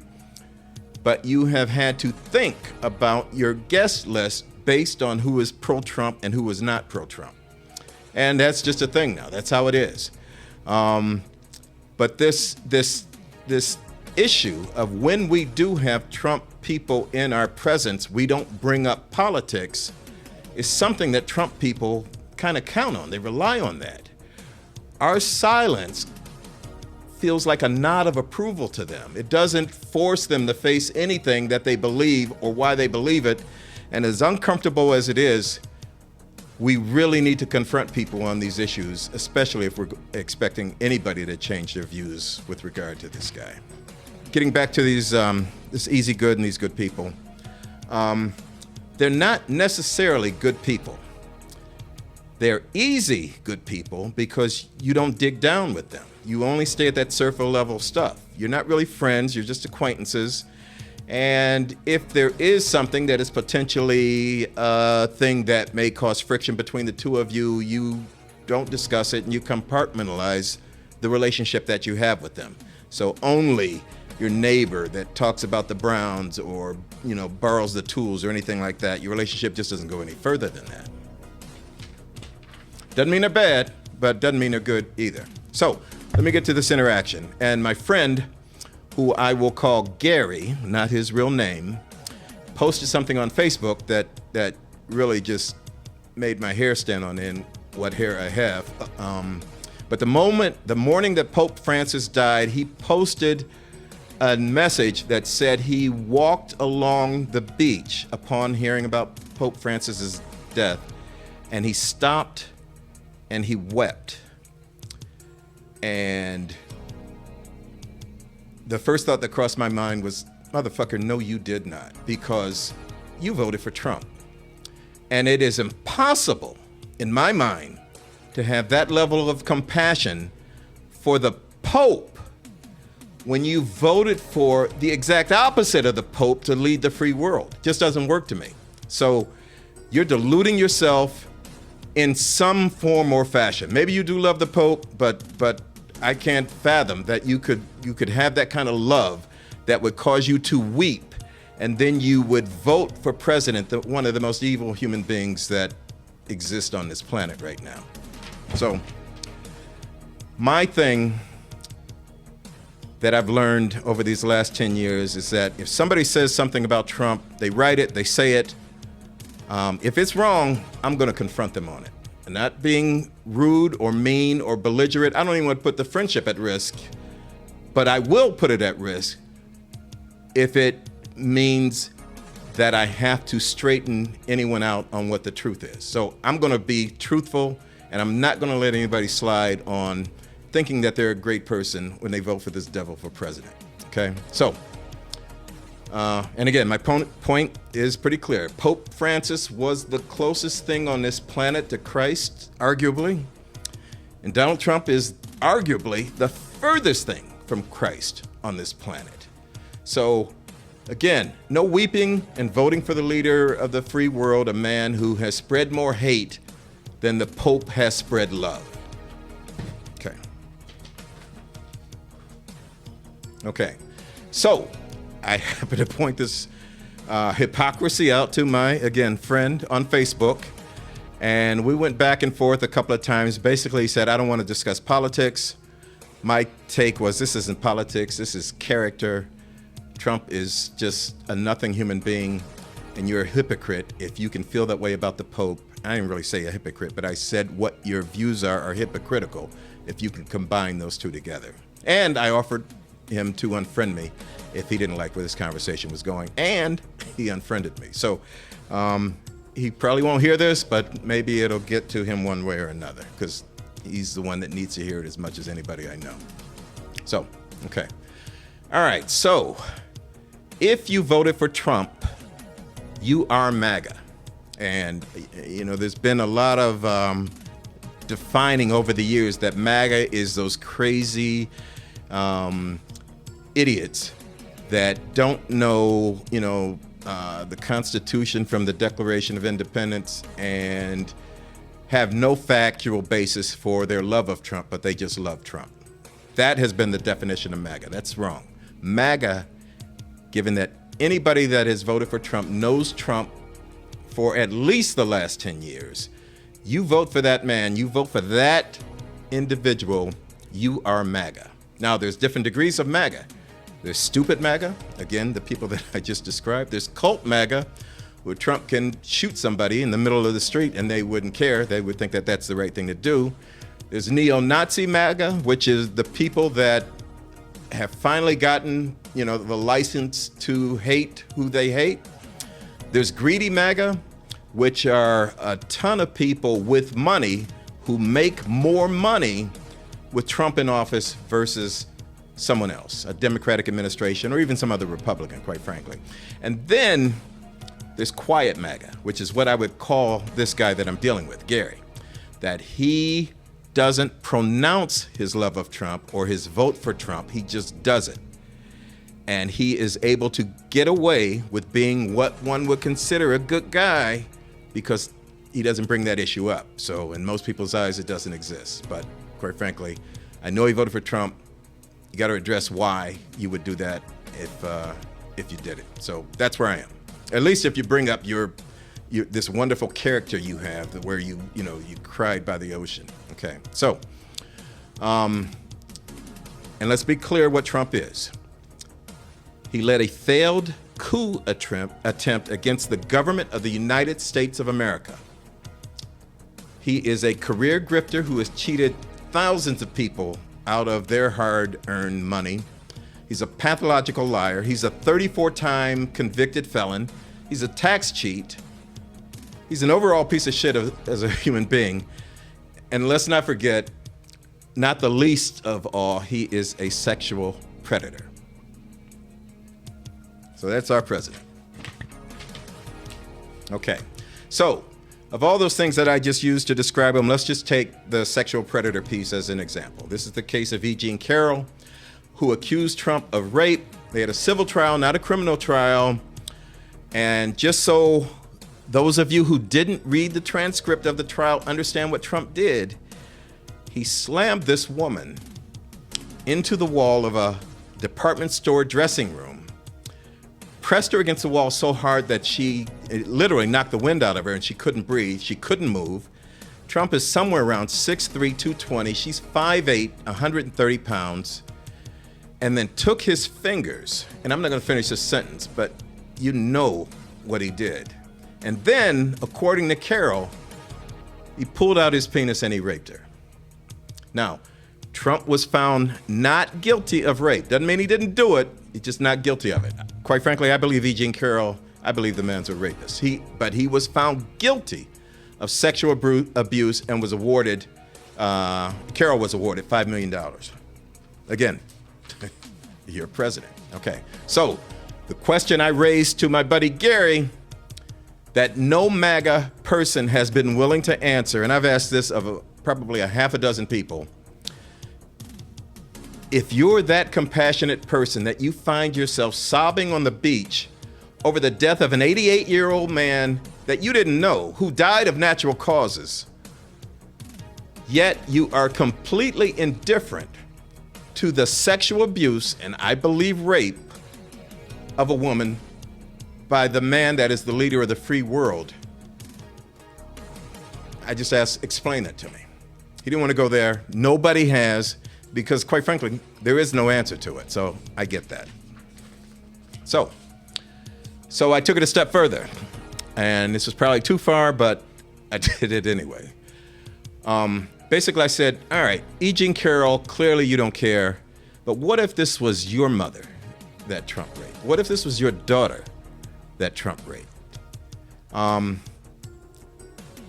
Again, everybody that I've asked that question to, nobody addressed the question. They either got offended that I asked it, which, quite frankly, okay, or they ignored the question altogether, which is what Gary did.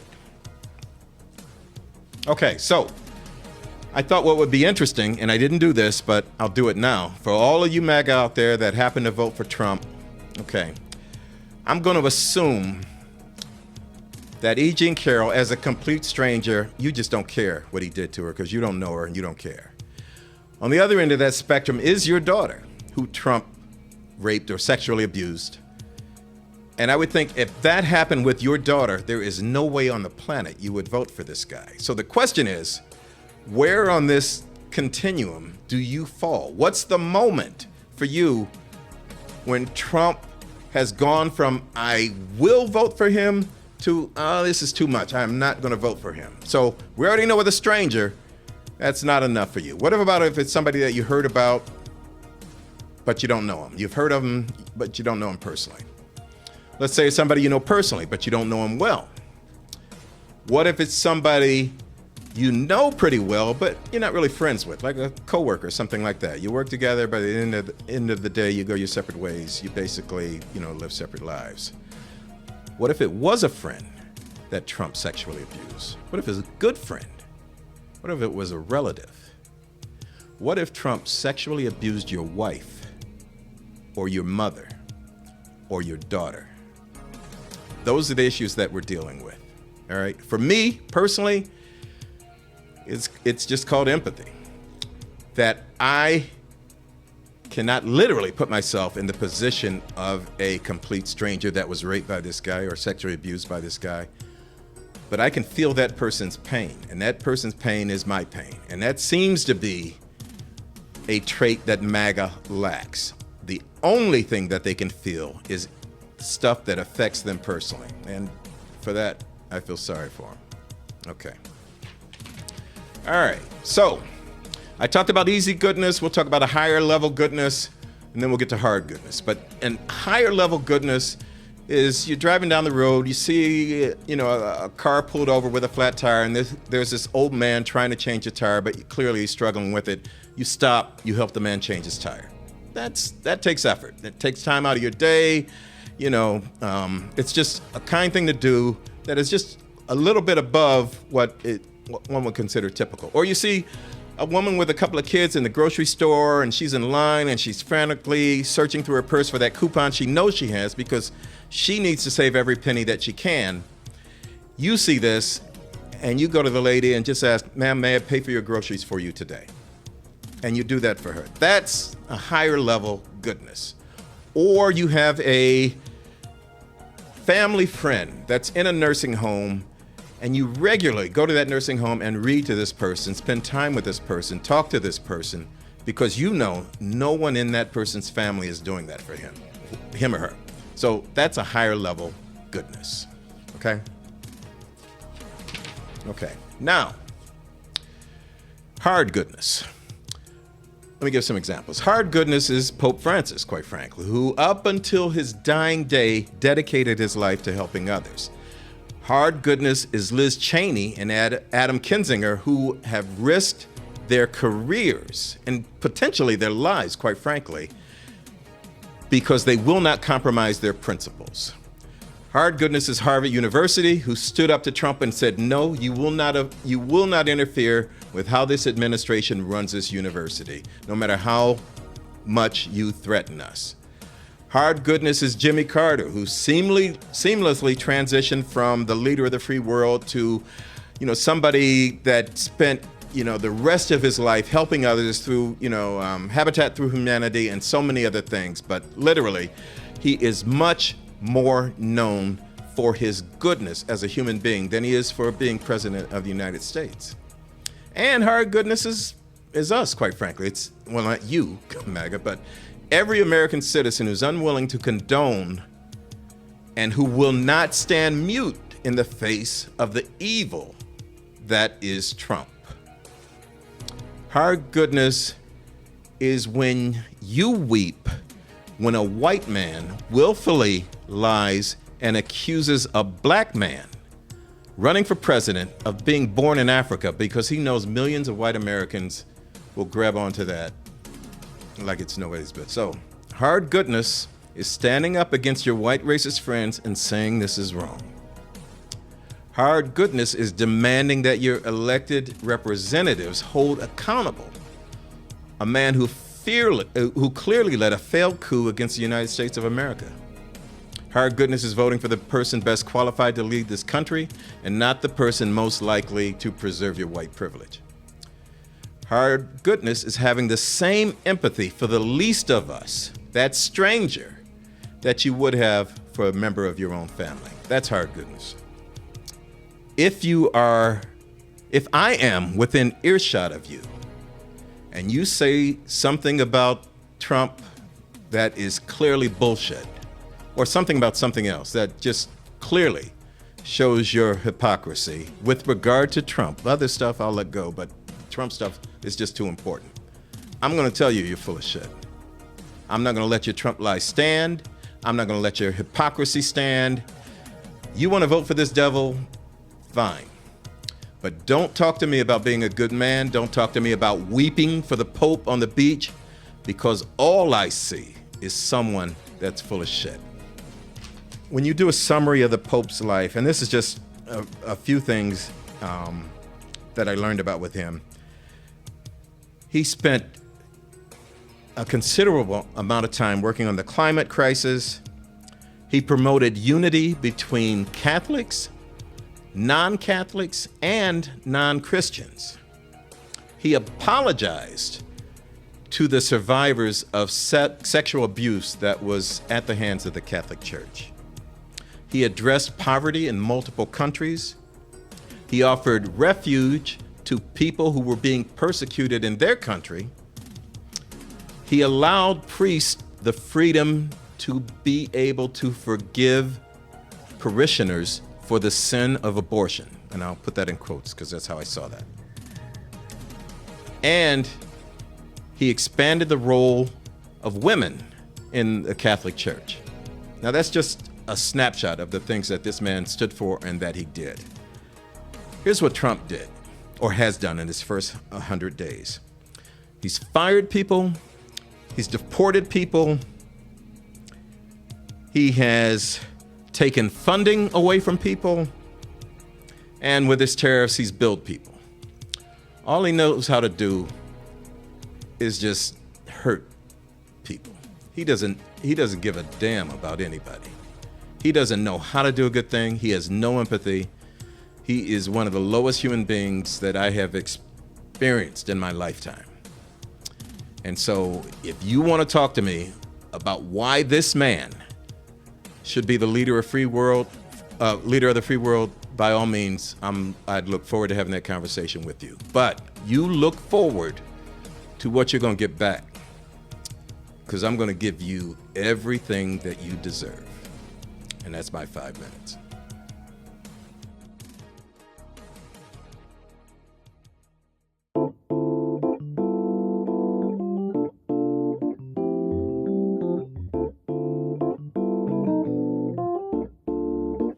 Yeah, I've been there, you know I run that, and you ain't from there.